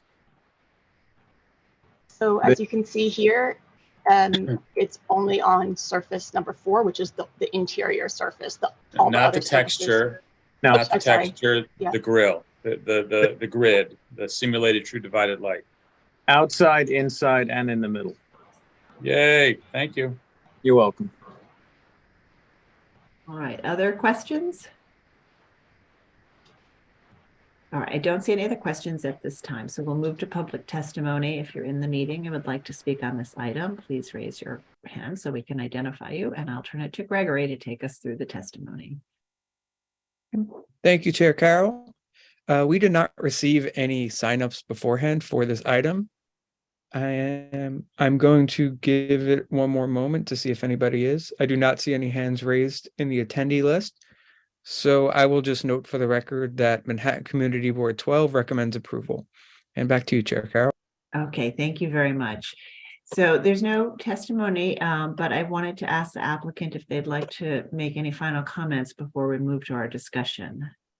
One of the comments that was well received by the community board was that the pattern glass tends to soften the impact of all of the towel racks and the shower stands and the shampoo bottles that are positioned up against the windows, were there to be clear glass there. And the actual pattern glass tends to soften this, and this was appreciated by the community board as removing some distractions when viewing the building from the street. Okay, thank you. All right, commissioners, any final questions on this one? All right, we're going to move to close the hearing and begin our discussion now. All right, and Commissioner Ginsburg, would you make a motion to close the hearing? I move to close the hearing. Thank you. And Commissioner Bland, would you second that motion? Second. All in favor, say aye. Aye. Any opposed? Okay, the hearing's closed and we'll now begin our discussion to install obscured glass at the bathroom window lines. And the windows would otherwise match the historic configuration with simulated true divided lights with muntin grids on the interior, exterior, and the spacer bar in between. So Commissioner Chapin, would you like to start this one? Are you sitting on the phone? Sure, thank you. I think this is very approvable. Obviously, it's something that normally you would see on often on bathroom windows, and it's not interfering with perception of solid to void or the perception of the original design of the windows as far as the muntins and mullions. So I think it's fine from my perspective. Okay, great. Commissioner Goldblum? I agree, and I would just note how lovely the 6/1s are going to look in this building. Yeah, and I think it's a totally appropriate application. Great, thanks. Commissioner Bland? I'm in agreement. I think the glass, the materiality issues that were studied seemingly pretty exhaustively by the applicant seem to make sense to me. So I can approve it. Okay, Commissioner Chen? Sorry for unmuting. Likewise, yeah. Okay, Commissioner Lutfi? I agree. I think they've done a good job. Okay, Commissioner Jefferson? Appropriate. All right, Commissioner Chu? Appropriate. Commissioner Ginsburg? Appropriate. All right, and Commissioner Master? It's appropriate. Okay, great. So we're all in agreement on this one. So Commissioner Chapin, would you read the motion? Sure, thank you. In the matter of certificate of appropriateness, Borough of Manhattan, LPC 23-07143, 800 Riverside Drive, AKA 800 to 808 Riverside Drive, to 220 Edward Morgan Place, and 605 to 617 West 157th Street, Audubon Park Historic District. A Renaissance Revival style apartment building designed by Simon I. Schwartz and Arthur Gross and built in 1910 to 1911. Application is to install windows with obscure glazing. I note that the building style, scale, materials, and details are among the features that contribute to the special architectural and historic character of the Audubon Park Historic District. I recommend approval, finding that the proposed work will not damage or eliminate any significant architectural features, that the translucent glazing will only be installed at a limited number of specified window bays related to interior bathrooms, that the translucent glazing will be installed at the interior side of the double glazed windows, thereby maintaining the reflectivity of the outer layer of clear glass and the character of the overall fenestration of the building, and that the work will not detract from the special architectural or historic character of the building or the historic district. Great, thank you. And Commissioner Bland, would you second that motion? Second. All right, and Mark, will you call the vote? Chair Carroll, Aye. Commissioner Bland, Aye. Commissioner Chapin, Aye. Commissioner Chen, Aye. Commissioner Chu, Aye. Commissioner Ginsburg, Aye. Commissioner Goldblum, Aye. Commissioner Jefferson, Aye. Commissioner Lutfi, Aye. Commissioner Master. Aye. With 10 in favor, none opposed, the motion passes. All right, so that's approved. And I also want to acknowledge Dana Litowitz, who is a recently joined our preservation department as a preservationist, and she's been with us a couple of months, and this is her first public hearing item. So thanks, Dana, you did a great job. All right, we'll now go to the next item. All right, the next item is public hearing item number 12, LPC 21-00545, an application for a certificate of appropriateness in the Borough of Queens, block 8096, lot 17, 336 38th Road in the Douglaston Historic District. This is a colonial revival style house constructed circa 1915. The application is to construct additions, demolish the garage and construct a new garage, and alter the entrance porch. Hey, Commissioners, the applicants have entered the hearing, and the staff will be taking you through the presentation. Lisa, if you can just click on your screen, you now have control of the presentation. You can advance the slides using your arrow keys or your mouse. Please state your name for the record. You may begin. Good afternoon, Commissioners. Lisa Schaefer, Preservation Staff. I'm going to be presenting this to you, and the owners are here to answer any questions you may have. The application for 336 38th Road is to construct additions, demolish the existing garage, construct a new garage, and alter the entrance porch.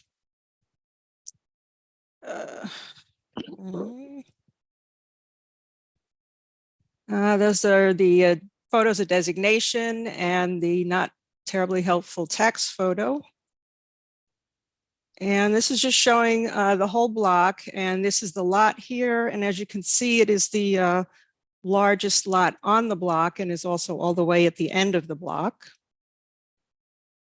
And these are some of the other houses on the block.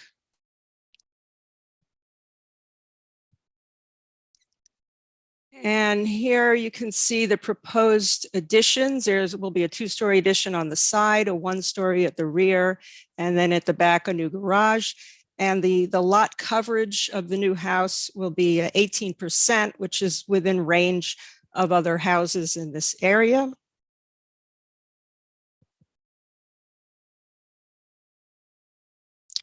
And above is the existing and below is the proposed. So this is the new 2-story addition on the side of the house, which will have a shed roof dormer similar to what is on the historic house. And this is the east side elevation, which is the one that faces the the driveway rather. And again, this is the two-story addition, and it's lower than the roof of the existing house. And it's also set well back from the front facade. And as you can see, it has a pretty high basement, and that's because, as you'll see later, it has the site is steeply sloped. This is the west side, which there's an existing sunroom, which is going to be demolished. And then a new sunroom will be constructed at the rear along with the deck. And on the rear facade, this is the existing sunroom to be demolished. And then this is the new sunroom and deck. And also on the rear slope of the existing roof, a new shed roof dormer will be constructed. And just the floor plans, again, on the first floor, this is the two-story addition, the sunroom and the deck.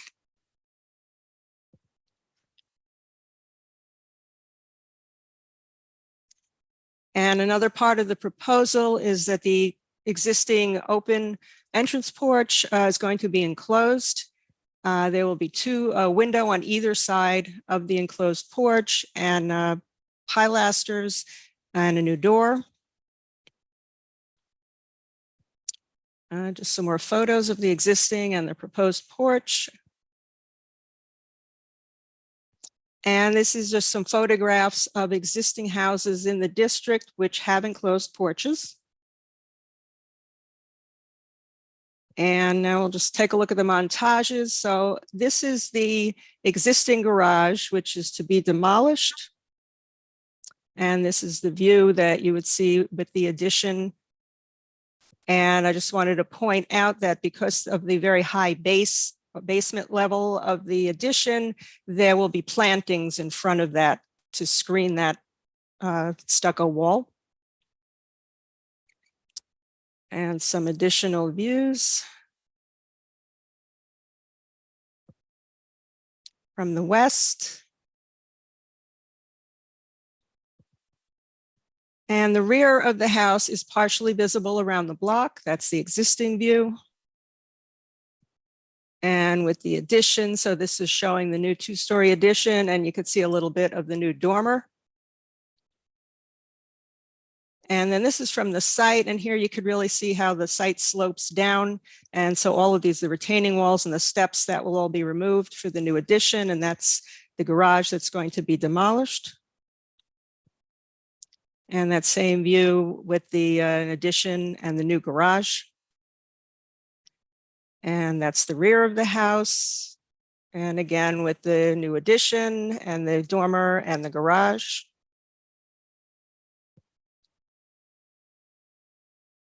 And that's the west side. And these are the materials, which it'll be wood shingle and trim like the existing. The decks are proposed to have a composite wood decking and railings. The base will be clad in a stucco, and the driveway is to be paved in a marble pavers. That's the new door, a wood door, the decking. The posts of the decks will have lighting. And the new windows will be aluminum clad, but they will match the configuration, operation, and details of the historic windows. Some more drawings showing just the sloping of the site with the new garage. That's just showing the existing garage. And the new, this is from the rear. And again, that's the outline of the new garage.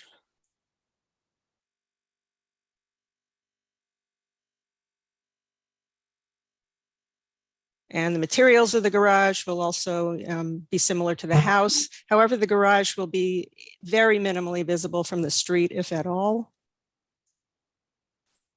And just the existing garage, it's an historic structure. However, it's been altered quite a bit with a new door, and both the whole side has been replaced with glazing, and there's a large window on the other side.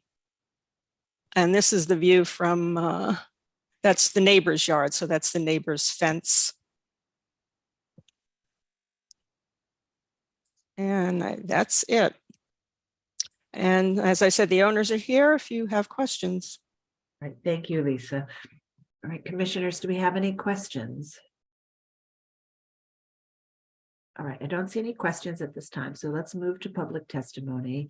And if you're in the meeting and would like to testify on this item, please raise your hand so we can identify you, and I'll turn it to Gregory Collins to take us through the testimony. Thank you, Chair Carroll.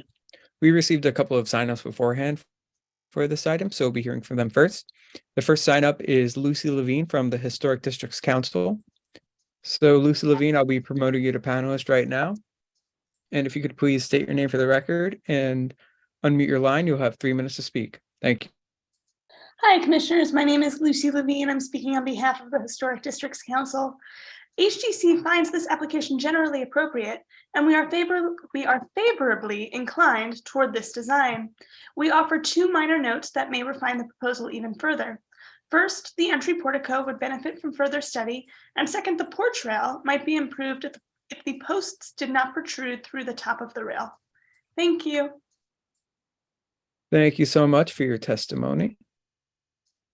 Next up, we'll be hearing from John Graham from VSNY. So John Graham, I'll be promoting you to panelist right now. And if you could please unmute your line and state your name for the record, you'll have 3 minutes to speak.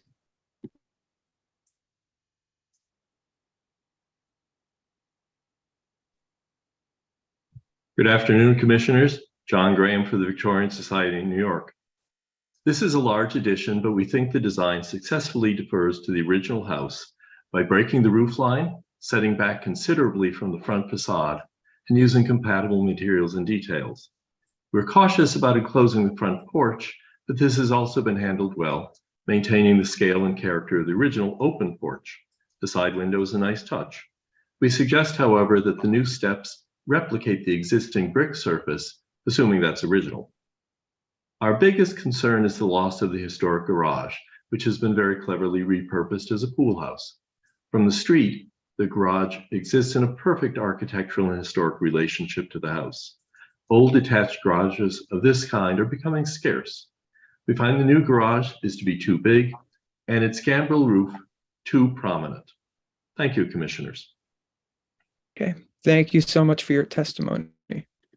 And I'm looking through our list of attendees and I do not see any further hands raised. So I will just note for the record that Queens Community Board 11 recommends approval. And we also received a recommendation of approval from Douglas Manor Association. And back to you, Chair Carroll. All right, thank you very much. So I'd like to turn to the owner and ask if you would like to address anything or make any final comments before we move into our discussion. There were some suggestions in the testimony having to do with the materials of the walkway and the porch rail, and you may want to address those.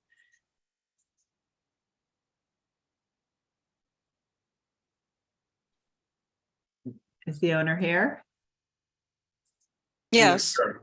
I believe, Maria, would you like to address those points?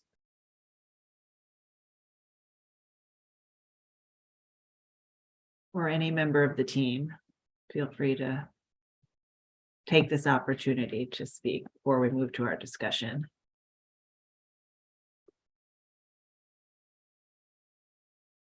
All right, hear me? Yeah. Yeah, you hear me, right? Yes, we can hear you now. Okay, yeah, I'm gonna just address the garage first. I guess the garage. Oh, wait, hold on. Hello? Yes. Okay. We can hear you. All right. So, yeah, what I would like to do is I just address the garage. I think there was a concern about the garage. Yes. That was the biggest concern from the last speaker. Okay.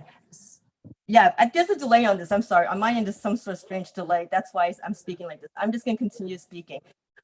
So the garage is really not visible from the street at all, because on the east side of our land, it's Udall's Cove, and it's just pure woodlands.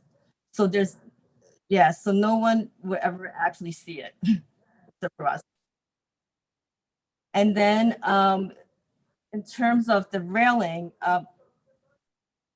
we just thought that would make it consistent. The post would be consistent with everything else that we find in Douglas Manor. So that's pretty much why we chose it. But we're not committed to it. If we had to change it, it's not a big deal for us. Okay. And I can't remember what the other concern was. I The paving material. Yeah. The paving material. I'm not sure if it was brick too. I think the brick was not, it was there when we bought the house 7 years ago, but I'm pretty sure the previous owner had put brick there. It was not part of the original detail of the house. Actually, I'm almost positive because he did that on the front sidewalk also, which we are removing and replacing with grass. Yeah. Okay. All right. Thank you. Do you want to maybe, Lisa, can we go to a photo of the building also just to sort of see how one views the garage from the street?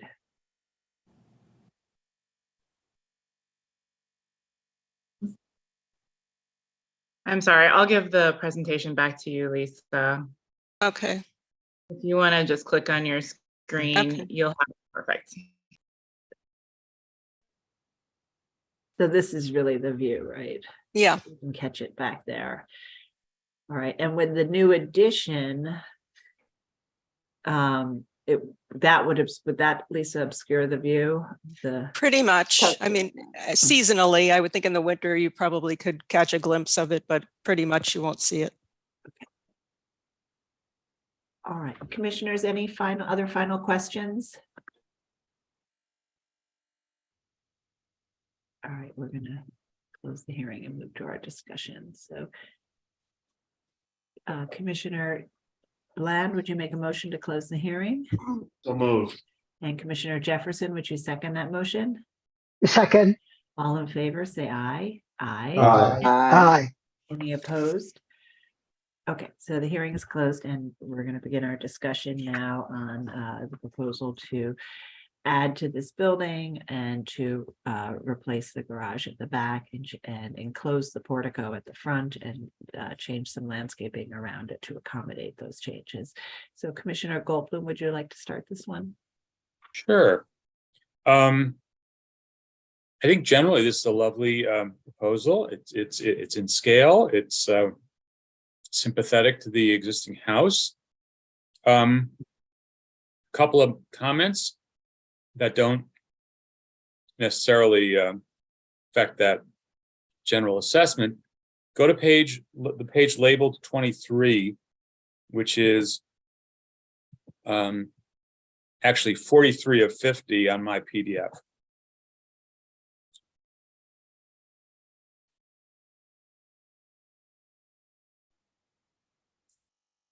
There, oh, no, I guess there's another 23. It's the axonometric view from above. It's in my PDF, it's page 43 of 50. There you go. What you have there, I think, is a roof that's going to cause you trouble. You see how there's like a little valley in between the here, hold on a second. There it is. Right there. You got a little valley that is definitely not something that you'll ever want. And it does result in a funny little peak on the other side. I think you could work with staff to figure out how to do that in a way that won't be bad. The other thing is the roof is very, very prominent on the front facade and elsewhere. And even though the existing house is asphalt and the selection of the architectural asphalt shingles would be appropriate, the applicant would be well advised to either go for a better quality roof. We often approve the synthetic slate, or there are other materials that look a little bit better than asphalt. The asphalt is very, very apparent, and you would have a much lovelier end result if you used a non-asphalt product. I do think some of the houses in this district actually were originally built with asphalt, but. It could very well be. It's just but that there's when a you lot do of roof. Yeah. when you do a gambrel, you're seeing, 30% roof. So it just would be, I don't think it's inappropriate as is, but it would just be advisable. And lastly, the applicant has shown that the detail on the clapboards matches the existing, which is a mitered clapboard at the corners. It's a rather fussy detail, and I think it's very lovely. But I think it's an important detail in the house, and it should just be noted that it's being maintained and continued. It's just not a typical detail. Okay, great. Thank you. Commissioner Bland? Likewise, I think it's a really very, it's an example, actually. We rarely see on first hearing such nice things coming from this historic district, which is filled with wonderful houses. So I think the applicant is to be commended. I have no real desire to add any more comments. I think it's well done, and the graphics made it very easy to find it appealing and appropriate. Great. Commissioner Lutfi? Oh, you're still muted. Yeah, I would concur with what Fred said. I mean, was almost astonishing to see like a wonderful first job on this. The scale is nice. The overall, the way it fits into the landscape is very nice. It doesn't seem like that garage is visible. I appreciate Michael's comments about and recommendations about the roof and also the asphalt. I wasn't sure what actually the driveway is made of, because I think in the presentation someone said marble. It's a marble paver. Is that normal? Marble for Not in this district. Yeah, so if it's what could you say what's normally used in this district? Tinted concrete, brick, cobblestone, gravel. I mean, I would recommend that the applicant work with staff on that materiality. It didn't ring the right note with me. And and the only other thing was, I was just wondering why they were using composite wood on the railings and banisters instead of wood, which seemed to go better with the house. Okay. Commissioner Jefferson?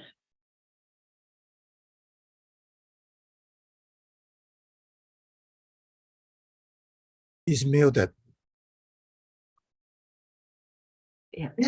Okay, this is a wonderful house. It's particularly the interaction between the existing and the addition and how they interlock together. It's really masterful, I think. And the foundation wall coming up that holds the base together. It's very well done. The only issue I have with the formal volumetric is that the garage is so close, it could be pushed away a little bit, because there seems, if you go to the axonometric that was shown previously, you see that wall to the left? I'm wondering what that wall is. It seems like a concrete wall by the end of the garage. And is that a foundation wall or just a wall? And the relationship with the building and the garage, with a little more space, it's just a masterful project, I think. The organizing of it was very well done. Lisa, do you want to just speak to that wall? And if There's a section further on showing that it is a concrete wall. If you keep going, there it is. Wait, that's it. Oh, actually, okay, okay, thank you. Okay, Commissioner Chen. Yeah, I would agree with all the comments about, this is a very nice proposal. Well done by the applicant's team. I would just, if enough commissioner want to have the staff look at the paving material, I agree that the marble pavers may not be normal for this district. And then whatever you want to do, the railing. Other than that, I agree with most of the comments. Commissioner Ginsburg. I agree with the previous comments and with Commissioner Lufty and Chu's comments about looking at the driveway and at the railing. Commissioner Chu. I think it's a good proposal. I appreciate actually how the addition hides what seems to be a unsightly driveway view. So I do think it helps improve that front facade. I'm just thinking about Commissioner Ginsburg's comment earlier. I believe he was mentioning the roof, and I do think that requires some rethinking and massing because it's a massing issue. And I think it's because there's an extra room up in that corner that creates a higher condition. But it does seem to be a conflict in what otherwise was a very simple massing without the addition of that one piece. If the two volumes could just interlock, it seems like a perfectly acceptable job. But that is a technical problem that I think is a result of the massing of the planning up there. Okay, great. Commissioner Chapin. I will support the comments of the other commissioners and not add to them. Okay. And Commissioner Master. I agree with all the other commissioners' comments, but I find this lovely and appropriate. Okay. All right, so I think that we're largely supportive and could make a motion to approve it, but with them continuing to work with the staff on some of the details and materials, in particular, the roof volume, addressing that valley and how the two volumes interlock, and to restudy the materials of the roof, the pavers, and the porch railing. So Commissioner Goldblum, would you be able to make that motion? Sure. Regarding 336 38th Road in the Douglaston Historic District, the application is to construct additions, demolish the garage, construct a new garage, and alter the entrance porch. I note that the building's style, scale, materials, and details are among the features that contribute to the special architectural and historic character of the Douglaston Historic District. I recommend approval with modifications, finding that the proposed additions will be harmonious with the original house in terms of style, scale, materials, details, and finish. That the scale of the additions and the resulting massing of the house will be well scaled to the size of the lot, which is larger than the immediate neighbors. That the additions will not result in a total building footprint that covers more than 30% of the lot. That the additions will be set back well back from the front facade, with lower roof heights rendering them subordinate to the body of the main house. That the fenestration of the proposed addition will reflect the configurations, dimensions, proportions of the historic fenestration, and proposed aluminum-clad wood windows will match the details, dimensions, and finish of the historic windows. That the proposed shed roof dormer on the rear slope of the existing roof will be in keeping with the style of existing dormers on this colonial revival style house. That the construction of the proposed additions will not result in the loss of or damage to significant landscape improvements. That the enclosed entrance porches with windows on the sides are found on other historic houses in the district, and that the design and details of the entrance porch will be harmonious with the colonial revival style of the house. That the demolition of the altered original garage will not eliminate a significant structure. That the design, details, and materials of the proposed garage will relate well to the age and style of the house. That the proposed garage will be located behind the addition and thus will either not be visible or very minimally visible from public thoroughfares, and that the proposed additions, garage, and alterations to the house will not detract from the special architectural and historic character of the building or the Douglaston Historic District. However, I recommend that the applicant work with staff on revising some of the details and material choices for the building, including, but not limited to, the intersection of the addition and the existing roof on the back side, as visible in the overhead axonometrics, creating a valley. The material of the driveway, the marble tile paver material, as being non-typical for the district, and the wood railing material of composite wood. Did I miss anything? Thank you. I think that's it. Okay, All period. right, great. And Commissioner Lutfi, would you second that motion? Second. All right. And Mark, will you call the vote? Chair Carroll, Aye. Commissioner Bland, Aye. Commissioner Chapin, Aye. Commissioner Chen, Aye. Commissioner Chu, Aye. Commissioner Ginsburg, Aye. Commissioner Goldblum, Aye. Commissioner Jefferson, Aye. Commissioner Lutfi, Aye. Commissioner Master. Aye. With 10 in favor, none opposed, the motion passes. All right, so that's approved. Please continue to work with the staff.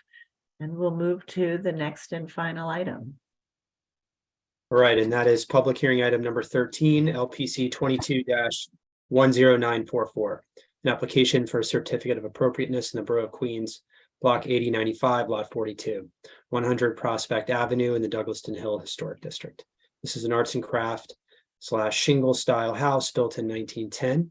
The application is to legalize alterations to the outer retaining wall and the installation of pool retaining wall and fencing in non-compliance with LPC permits, and the installation of a porch pavilion without LPC permits.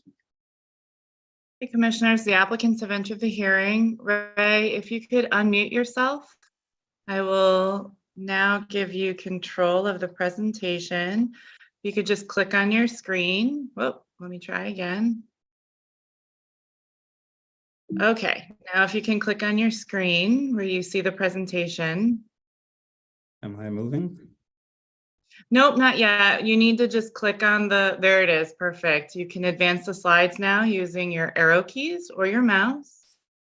Okay. Please state your name for the record and you may begin. Good day, Commissioner and LPC representatives. My name is Ray Basil, and I'm representing Pioneer Architects, and I'm here to talk about 100 Prospect Avenue. Here you have a photo of the current front of the building within Douglaston Manor. Yes, within Douglaston Manor. Thank you. I also have the owner and the applicant here with me. I think they had some technical difficulties, but they should be here also. This is the notice of violation, and the violations are addressing modifications that we had made from our previously approved LPC plans. What happened is actually that we ran into certain certain sites as we went through the site and we were cleaning up the site, we ran into certain new site conditions, and we addressed it, and that's what we're presenting. This is a historic photo from the 1940s from New York City of 100 Prospect Avenue. These are photos of time of designation at LPC. On the left is just a front view of the building. On the right, you can see a chain link fence, which we'll address later on. On these few photos, also designated by LPC, you can see the vegetation. Underneath that vegetation, we found out that there were actually metal guardrails under there. And as we cleaned it up, there was some reparations and replacement done in those areas. This is a site plan.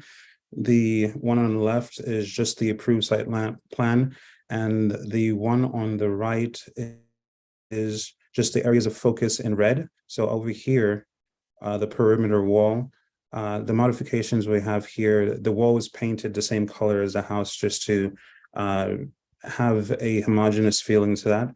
And also there are evergreens that were placed on the outside with the protective guardrail, metal guardrail. Also, I'd like to note that this is actually a unique lot because our client has a double lot, and the other area of concern, which is this pool area, is approximately 100 feet from 240th Street and Cherry Street. So a lot of what we're going to be talking about, most likely in the near future, will not be as visible, or if not visible at all. Okay, here we have the front elevation of the house. This is what we previously got approved. And looking from the left right here, we replace a chain link fence with a wooden LPC approved fence. But on the right-hand side, we actually still had the metal guardrail. It was rusting, and as we moved around the property, we had decided to balance out the design of the house by just replacing it with a similar fence that was approved from LPC. Actually, not a similar, just a duplicate of it. The only thing is that the staff said that because it was slightly forward of the facade, that's the only reason why they couldn't approve it on staff level. So I'm just bringing that to your attention. Now on here, I'm still concentrating, well, I'm just giving you an overall view. This is coming from Cherry Street. When you're looking into the site, this is what was previously approved. The areas of concern also is this area, which was technically was going to be backfilled. We'll explain through the pictures why we ended up going with the stone pattern, which actually matches the house. We have a shade structure in the background right here, and we have a glass guardrail right here. Now here it's visible, but later on you'll see that it's actually quite not visible on the site. On this site plan, we're just showing you the areas that we'll be taking photos from 1 through 5. This will be focusing on the exterior retaining wall. Oh, actually, the first photo is actually dealing with the fence. So on the left here, we have the existing guardrail. As you can see, it's slumping over, and it's actually really beat up. And that's why we decided to, this is in the center, we decided to go with this approved wooden fence, and we just matched it on the right-hand side, and this is how it looks. I'm going to go back just to show you the front of the building so you can get a better perspective of that. Just give me a moment. Okay, so this pretty much gives you an outlook of how this looks.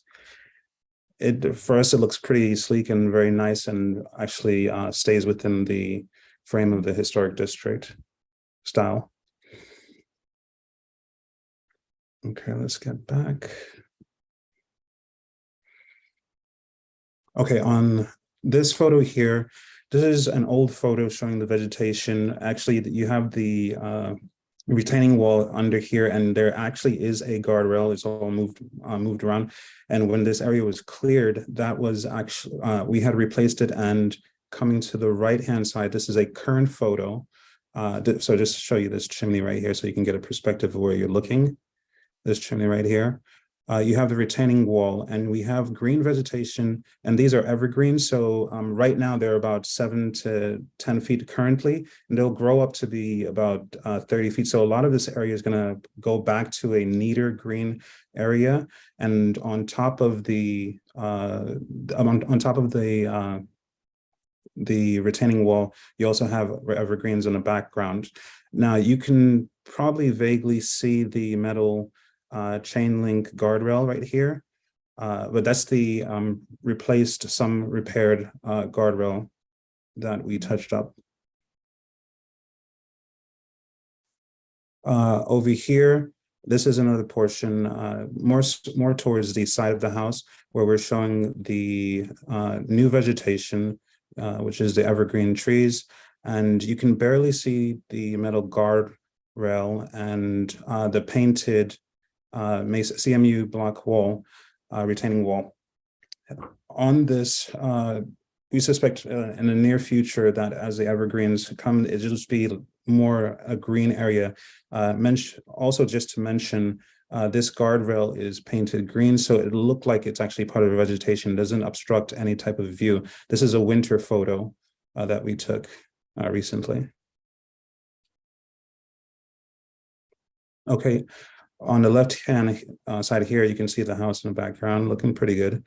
And you can see the old vegetation that's actually around the old retaining wall. It's the same retaining wall, but it's just, it has this kind of orangish kind of, it's an unappealing look for the house, and it doesn't really complement the district. So this is one of the reasons why we decided on the right to actually paint it and complement the house in the background. So we didn't take it exactly in the same corner, but that's on us on that part. But you can see what the intent is.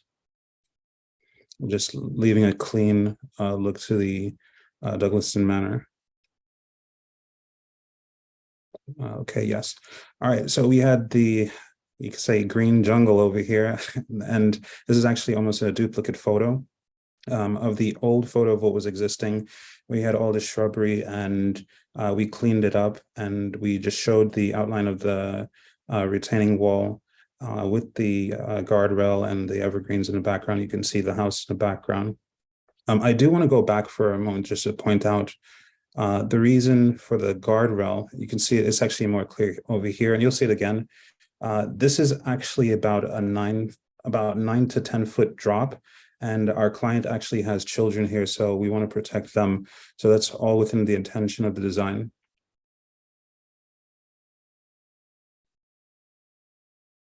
Okay, these are old photos taken within fall and, well, mainly fall, just to show you what was existing. And also this one actually shows you clearly that there was a metal chain link guardrail actually existing on the site. On the other photos, I know that you can't really see the guardrail because of the vegetation.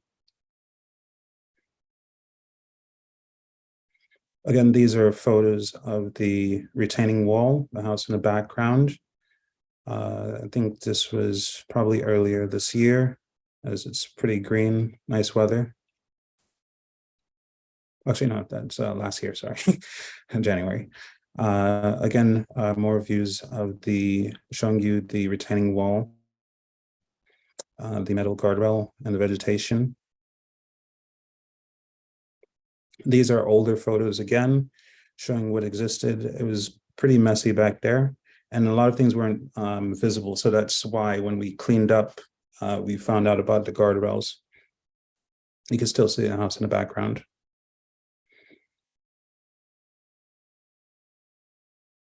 Further photos, this was the gate area you were looking at before. And this is the gate area now with the evergreens, which will grow soon to carry like pretty much about these heights and cover this area. Now, I do want to bring your attention, because we're going to be touching that very soon. This is the shade structure in the background. It's still not very visible from the street. The shade structure is about 150 feet away from the perimeter wall.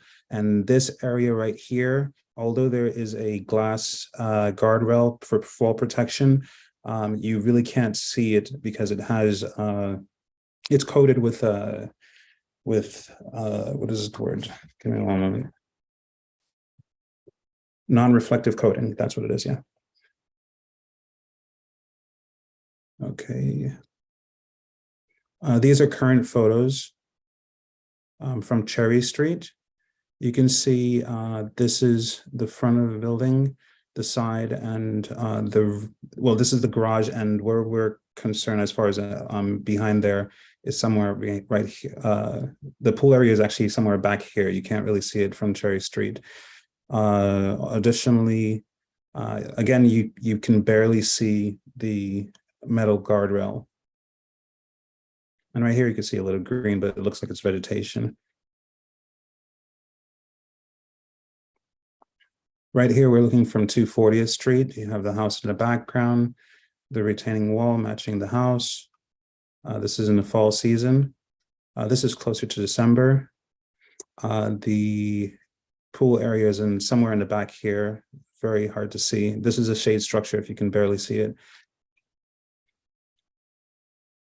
Now coming to the pool area, that's what we're going to be focused on the slides coming up. here you have the shade structure and the, this is just an existing garage in the background. This is the guardrail and the stonework that we had. And originally we were going to backfill this area, but this whole area would have just been sloped, which you'll see in the photos coming up. It would have been sloped and unusable by anybody. So we gave them a little bit of space. And right here, we're going to plant shrubs. We actually planted shrubs in front of here. So it has a nice look to it. And even some of the neighbors gave us some compliments on it. The owner probably will elaborate more on that. This is just a side view of that area.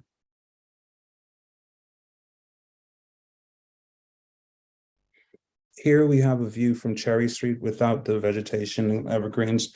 And what we're just illustrating here is it's the same side view which we had proposed, but this time we're showing that we didn't put the backfill and we have the stone wall, and it's not really visible, but you can see a little bit of the guardrail, but with it being transparent, it's pretty much invisible. You'll see on the following photos.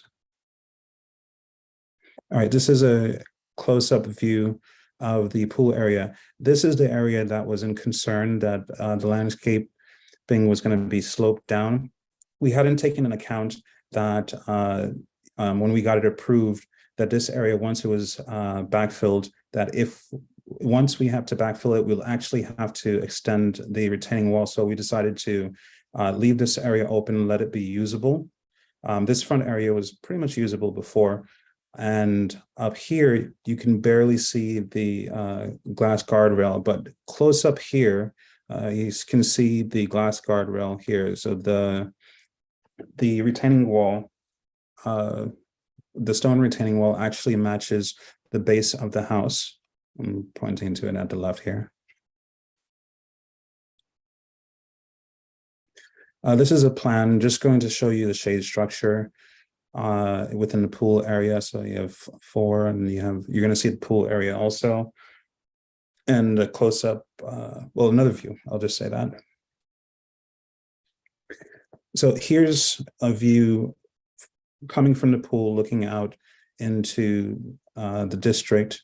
And you can see it's barely visible even over here. And this is very close to the guardrail.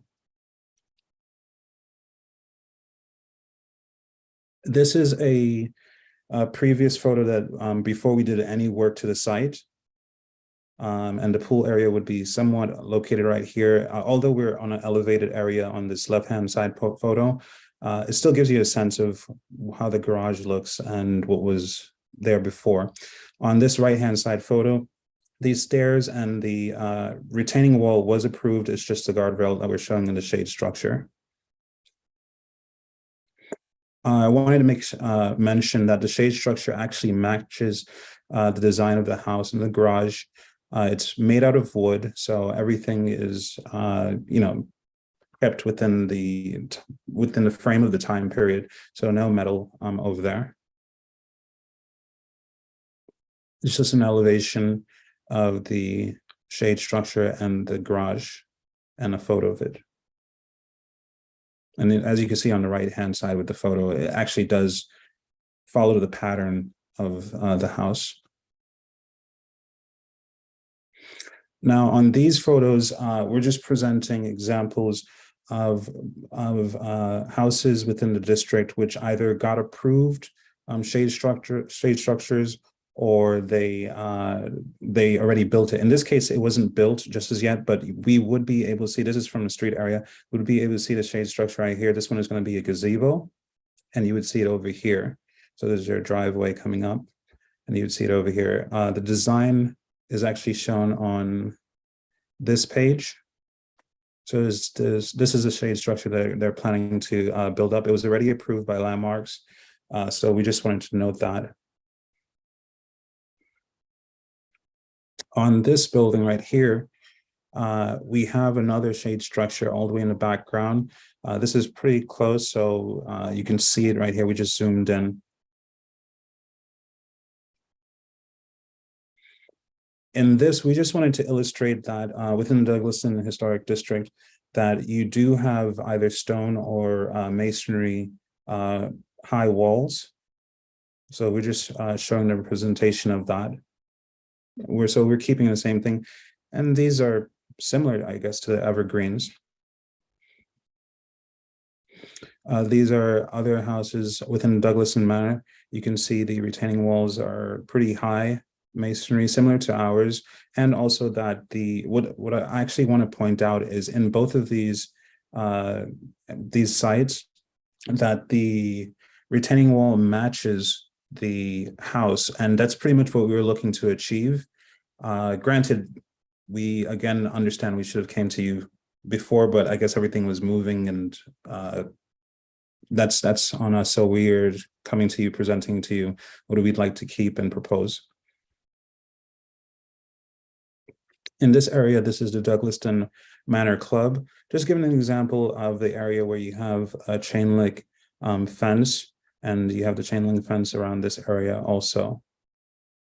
And that is the finale of this presentation. I'm Thank here you for very much. questions. Yeah. Okay. Commissioners, do we have any questions? There are several components of the application, so Yes, understood. if you do have any questions, please go ahead. Let me know, raise your hand. Okay, Commissioner Jefferson, please go ahead. I'm somewhat confused. Yes. Please point out to me what work was done without LPC consent, right? Sure, no problem. And then that's A, and B, then show me how you think you resolved it, so that I can see apples to apples, because I'm confused about was the wall approved? Was the shade structure approved or not approved? And was added later? Okay, sure, no problem. I can do that for you. All right, since we're already on this page, this was what was existing, and it was beat up. So this is what, didn't have to be approved. This was just there before. Now, on the left-hand side of the garage, which is further left of the facade, I mean, the front of the building, this right here was approved. This goes into the pool area. This was approved. Now, this is actually this right here. So we balanced out and we pretty much mirrored this fence onto this side. Okay, that's one. Let's go back. Just bear with me for a moment. Okay, so this shade structure right here was not approved. Not approved. Yeah, so that was added on. This guardrail was not approved. It was actually, hold on, give me a second. Let me go back to see if we have a plan. This guardrail, we had taken it to DOB. From what I remember, we didn't have a guardrail there initially because the DOB actually wanted us to have a fence around the perimeter and not so much around the pool area. And we placed the glass guardrail. You can't see it here. We have to actually go back closer. Let me just get a bit closer to that. The clearest view of the guardrail is right here. This is the clearest you can get. Let me continue. Is there? Oh, so, and this illustrates, okay, this is what's illustrated. So on this area, there was actually, the landscape was supposed to slope. So initially we had the approved retaining wall coming up to this point and the landscape continuing to slope. But when we actually saw, as the work was happening, we noticed that we didn't actually take into account the infill over here, that we would have to actually take the retaining wall further. So instead we just used this area and made it more usable to our client. And we planted shrubs in front of here, and the stonework is actually matching this, and we made the stonework match the retaining wall and the lower base of the house. So we just did our best to keep everything consistent on that part. Let me see if I get a better view of the, well, this elevation kind of shows it, but hold on, go back. So this stonework is pretty much the same as this stonework. All of this is actually not visible. Let me go to 20, I think it's 21. it 21? No, it's not 21. It is. Okay, on this view, the area of concern is back here. And we planted, oh, this actually shows you the other portions that we're talking about. So this retaining wall, once we cleaned up the old vegetation, we painted the CMU wall to the same color as the house. And these evergreens were actually approved initially. So we just plotted the, no, sorry, the evergreens on the top of the retaining wall were approved, and we replaced the evergreens on we replaced the vegetation on the bottom because it was very sloppy and very dirty. So we replaced them with evergreens, and these will grow about 30 feet in the near future. Every year, I think it grows about 2 feet. Let me go and see. Oh, sorry, this is an example of what was there previously.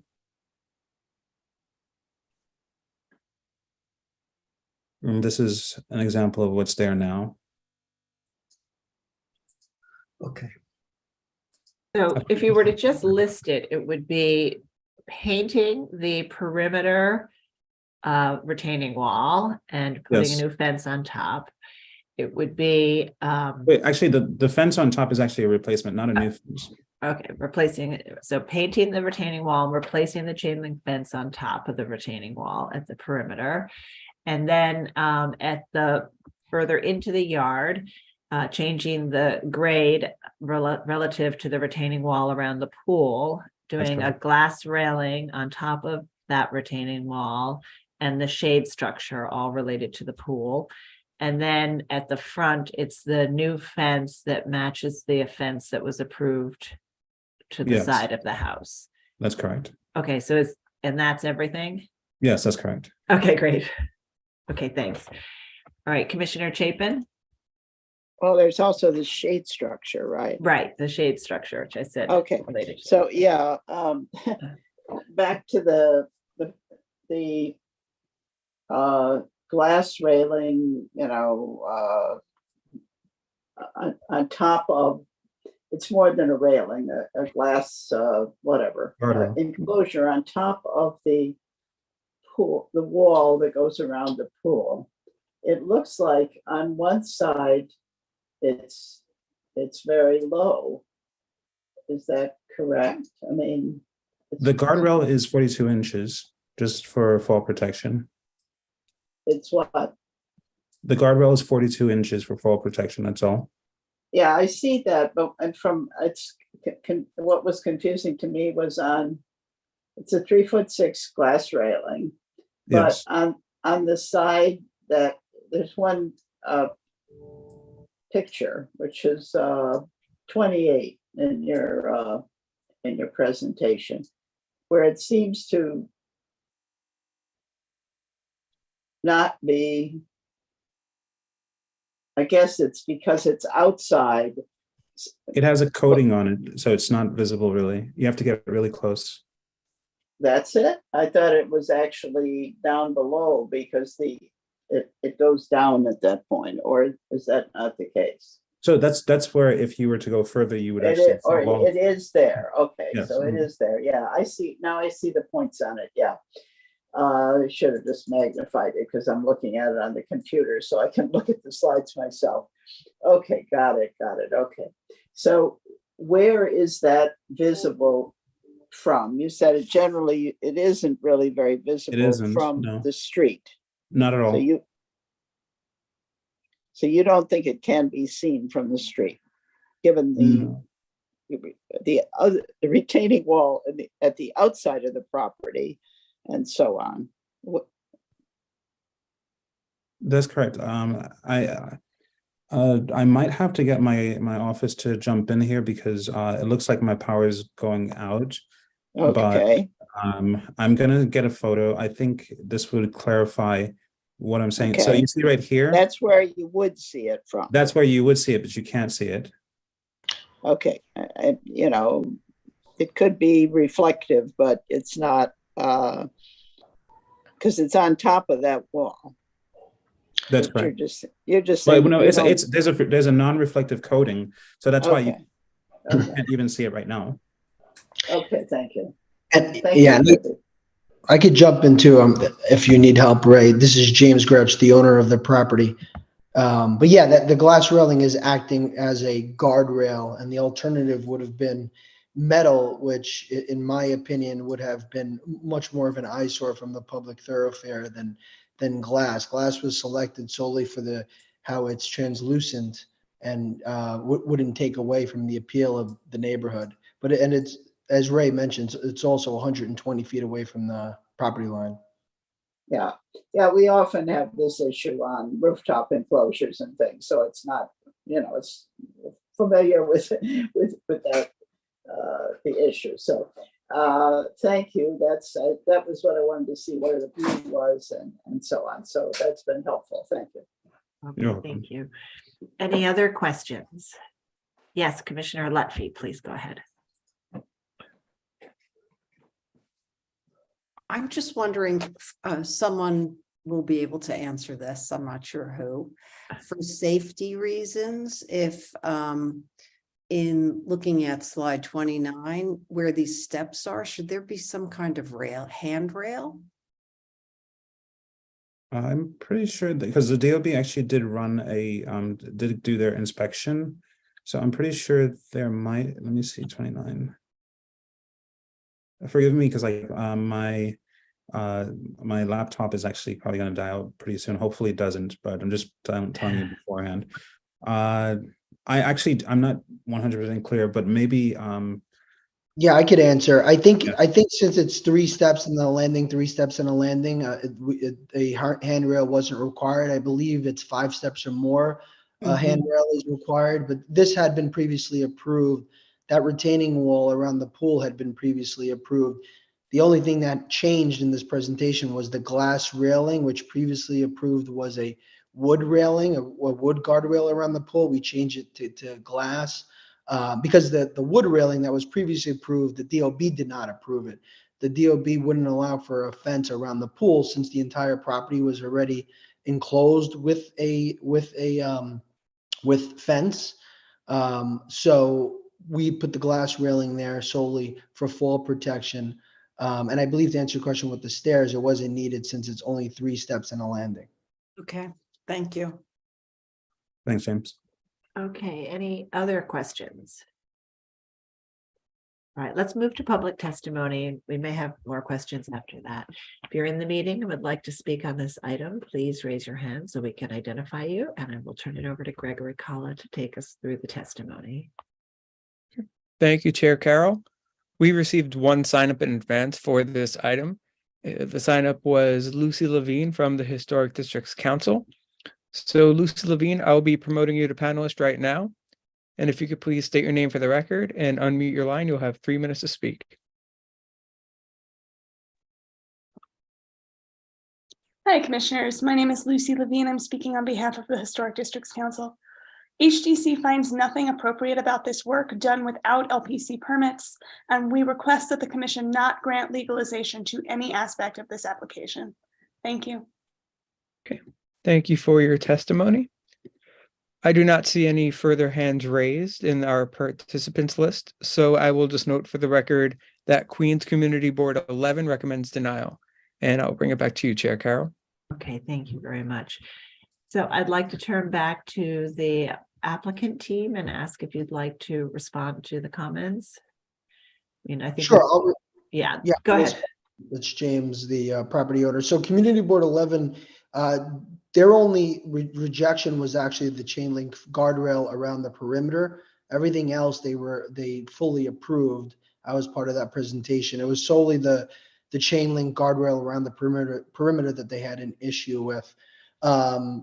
And again, that was existing. That's really a guardrail. It acts as a guardrail, not a fence. The painting of the problem with this site is we didn't know what was there. It was very, very much overgrown. And as we were doing construction, we realized existing problems like the retaining wall had, was an old concrete color. So we painted it to match the home. The guardrail / AKA fence around the perimeter was missing in certain pieces. It was falling apart. So we replaced existing with new to match the evergreens shown below. It was originally galvanized wire. We changed it to green wire. The wall around the perimeter of the pool was originally going to be graded in a way that you wouldn't see the wall at all. It's not really visible now from the street either. And I put the stone veneer to match the home. So everything was done with a tasteful intent. Again, we weren't aware of all the conditions when we went through the approval the first time. More was uncovered during construction. Okay. Right. Commissioners, do we have any final questions? Is everybody sort of clear with what the proposed work is? Okay, gonna send you all requests to unmute so that we can begin our discussion. Right, Commissioner Ginsburg, would you make a motion to close the hearing? I move that we close the hearing. Thank you. And Commissioner Goldblum, would you second that motion? Second. All in favor, say aye. Aye. Aye. Any opposed? All right, the hearing is closed and we'll begin our discussion. And so this again involves 4 or 5 components. 1, painting the retaining wall and replacing the chain link fence at the perimeter retaining wall. 2, installing a glass railing instead of a wood railing on top of the retaining wall around the pool. And 3, I think changing the grade in front of that retaining wall at the pool. 4, the shade structure at the pool.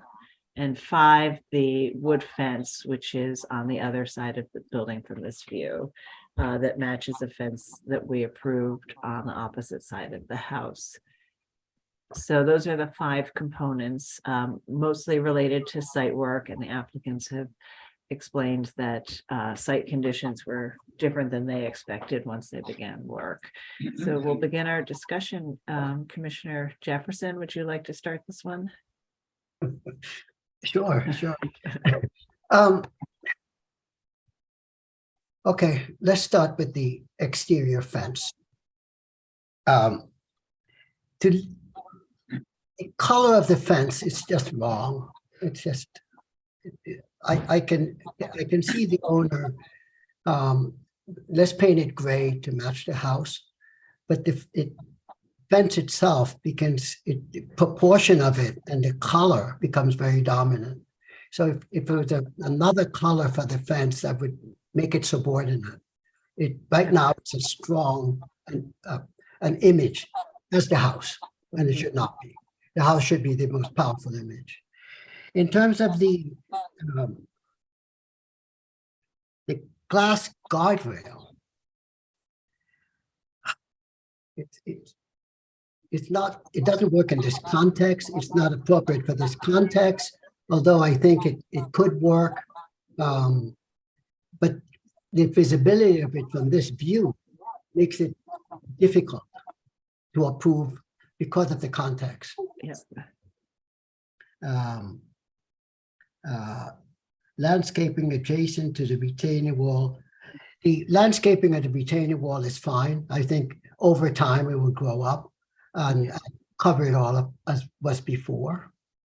But I think it's important to change the color.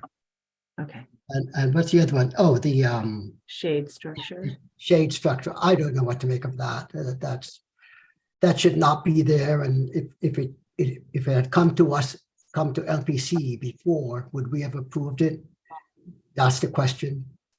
No. Okay. And then there is the fence at the front of the house that matches the fence we did approve. The replication of the fence that was approved and the one that was added, I can accept that. Okay. All right, thank you. Okay, Commissioner Bland. I'll just note that sometimes a jungle is more charming than a lineup of newly planted soldiers. But those soldiers, I know well, will grow to prodigious sizes. I would think another way of dealing with the wall is to plant some vines on it as well. The vines would love living there, and I think it would help mitigate the whole situation and would bring faster relief. I wouldn't have made the fence green, but there it is. I think black would have been better, but I'm not sure it's worth it to change it. It's going to be hidden in a relatively soon time. The only thing I really have trouble with on this whole application, believe it or not, is the glass rail. I just think it feels out of place in this situation. It's doing its job, which it needs to do. A 42-inch rail needs to be there, I'm sure, but I don't find the glass to be an appropriate way. Yes, it's more or less invisible, but it's still not the appropriate material. The fence in the front is fine. The shade structure, I would have approved, I believe. Maybe we would have tweaked it or something, but I would have approved something more or less like this had it come before us initially. Okay, thank you. Excuse me, Commissioner Lutfi.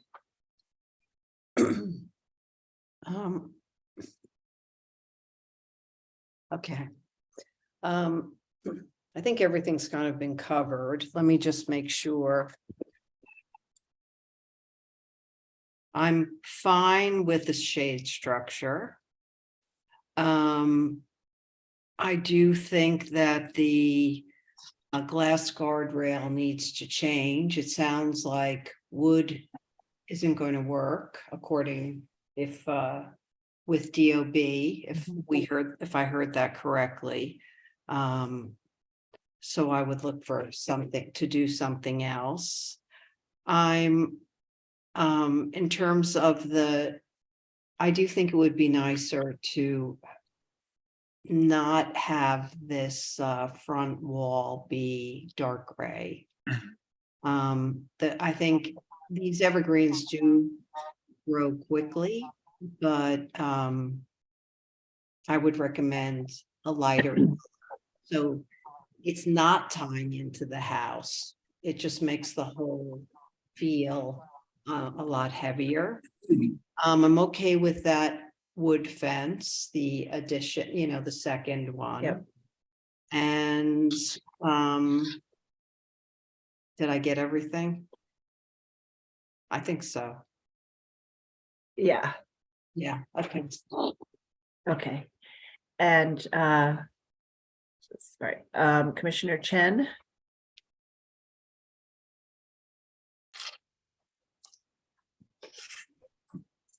Oh, he might be gone. He's gone. Okay. Commissioner Chapin. Yeah, well, again, I'll say what I said about another application in effect, but we often find this happening. People are in the middle of construction, they're worried about concerns, and they keep going, they don't talk to anybody. I understand the urgency, absolutely, of having to deal with problems you discover. But obviously, you discover a wall, you have time to talk to the staff about it. And, we'll try to deal with things on an emergency basis. So as much as is possible, or the Department of Building says, you can't do this. And that happens to people all the time. So if we, please come to us when that happens so that you don't end up in this situation insofar as is possible. So maybe we could, when the staff close off an application, that we've approved, I remember seeing this actually, because I remember that patio area, I'm pretty sure. Anyway, maybe there could be some kind of a notice in the approval that we give, which says, if there are changes in construction, contact us. If buildings changes our permits do say that. They say if site conditions vary, you must stop work and notify the staff. Maybe we need to print it in red or something. Anyway, moving on. Okay. So I think the wood fence is fine. It was a reasonable decision to replace that chain link with a wood fence. I think that the shade structure is not really is something that we would probably have approved something similar. And I think I can go along with that without a big problem. I think that the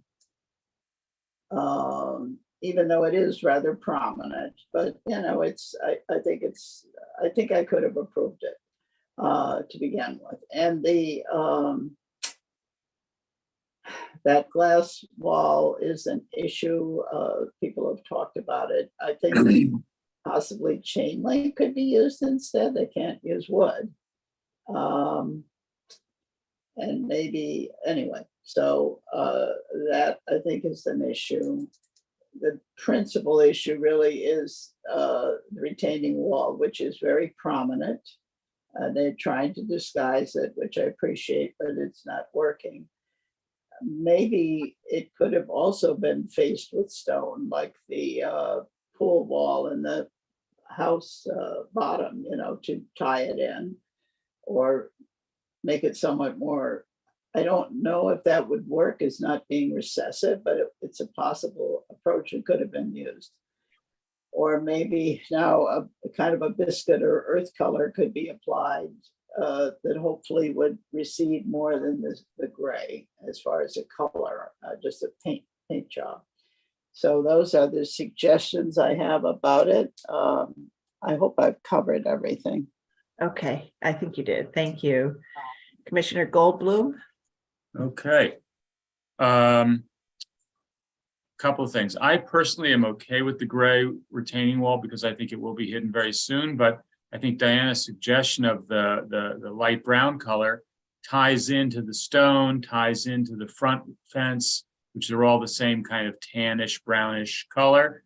And I think that'd probably be less grating to those who find it grating. I think that the green fence, like Fred said, should have been black, but since it should have been on the other side of the new shrubs so that you didn't see it from the street, but that's too late for that. And I can live with it as it is. I think that the entry fence is fine as is. I personally was not deeply disturbed by the glass railing. But I think that, and I'm also mystified as to why the DOB wouldn't approve a wood railing as long as it met the code for, you know, force, pushing force and all that stuff. I don't see why it would be a problem. But, you know, they could extending the stone up could work, extending the stone up in piers and infilling it with railing could work, or chain link. You know, I think you got to take your cues from the house and the nature of the house. And that's why I think that for me, the biggest problem is the shade structure. The shade structure, while I think appropriate in location and size, is inappropriate in its roof. There ain't a single gable on this house that I can see. It's all hips. And this thing should have a hip roof, like it's like the rest of the house.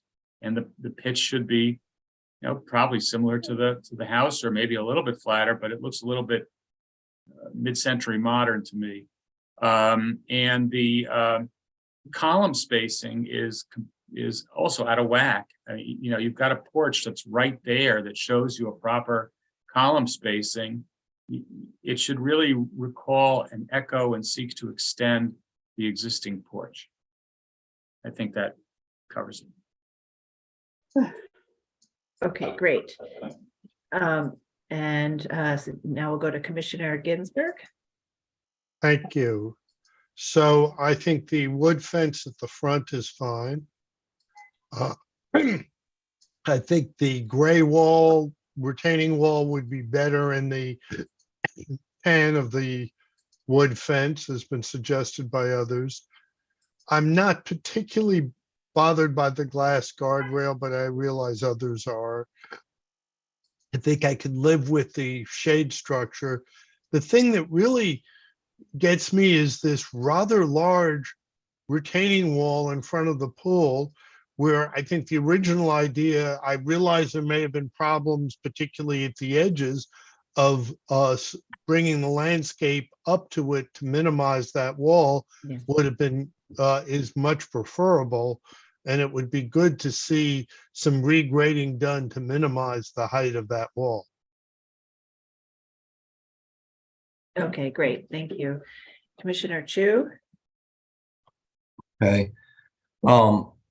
In terms of the front facade fence, I think that's appropriate. The one over to the right shown. In terms of this big retaining wall, I agree with the comments that the color is not appropriate. I find that wanting to read base more than wanting to read the top in reference to the house color. I feel like the base is important to establish. I'm sure there's not much to do about the tree planting. I do see the intent to hide and shield. I'm bothered by the stacking of the trees. I think there's something strange about stacking trees like that. I just think the species, I think Commissioner Bland mentioned about vines. I think that would help to cover the wall and give a different character than just repeating straight up. I don't like the green. I wish it were black on that fence. My initial reaction to the overall proposal was the impact of the fence, actually more than a lot of the items inside the fence, because it's what the public sees at the perimeter all around the site. And even in the example you showed, there was another fence that was up on top of a retaining wall. I felt that one, at least that fence didn't feel like a common chain link that was just repaired. It felt like there were vertical elements that were a slight bit gesturing to a design intent of the fence and not being a utilitarian chain link. And I think it cheapens what is otherwise a really nice prairie style house. I feel like that vista from that view and this view seemed fantastic. The retaining wall beyond with the stone, I think the stone treatment is appropriate. Prairie style is a lot about horizontality, so I'm not bothered by the horizontal effect of that base.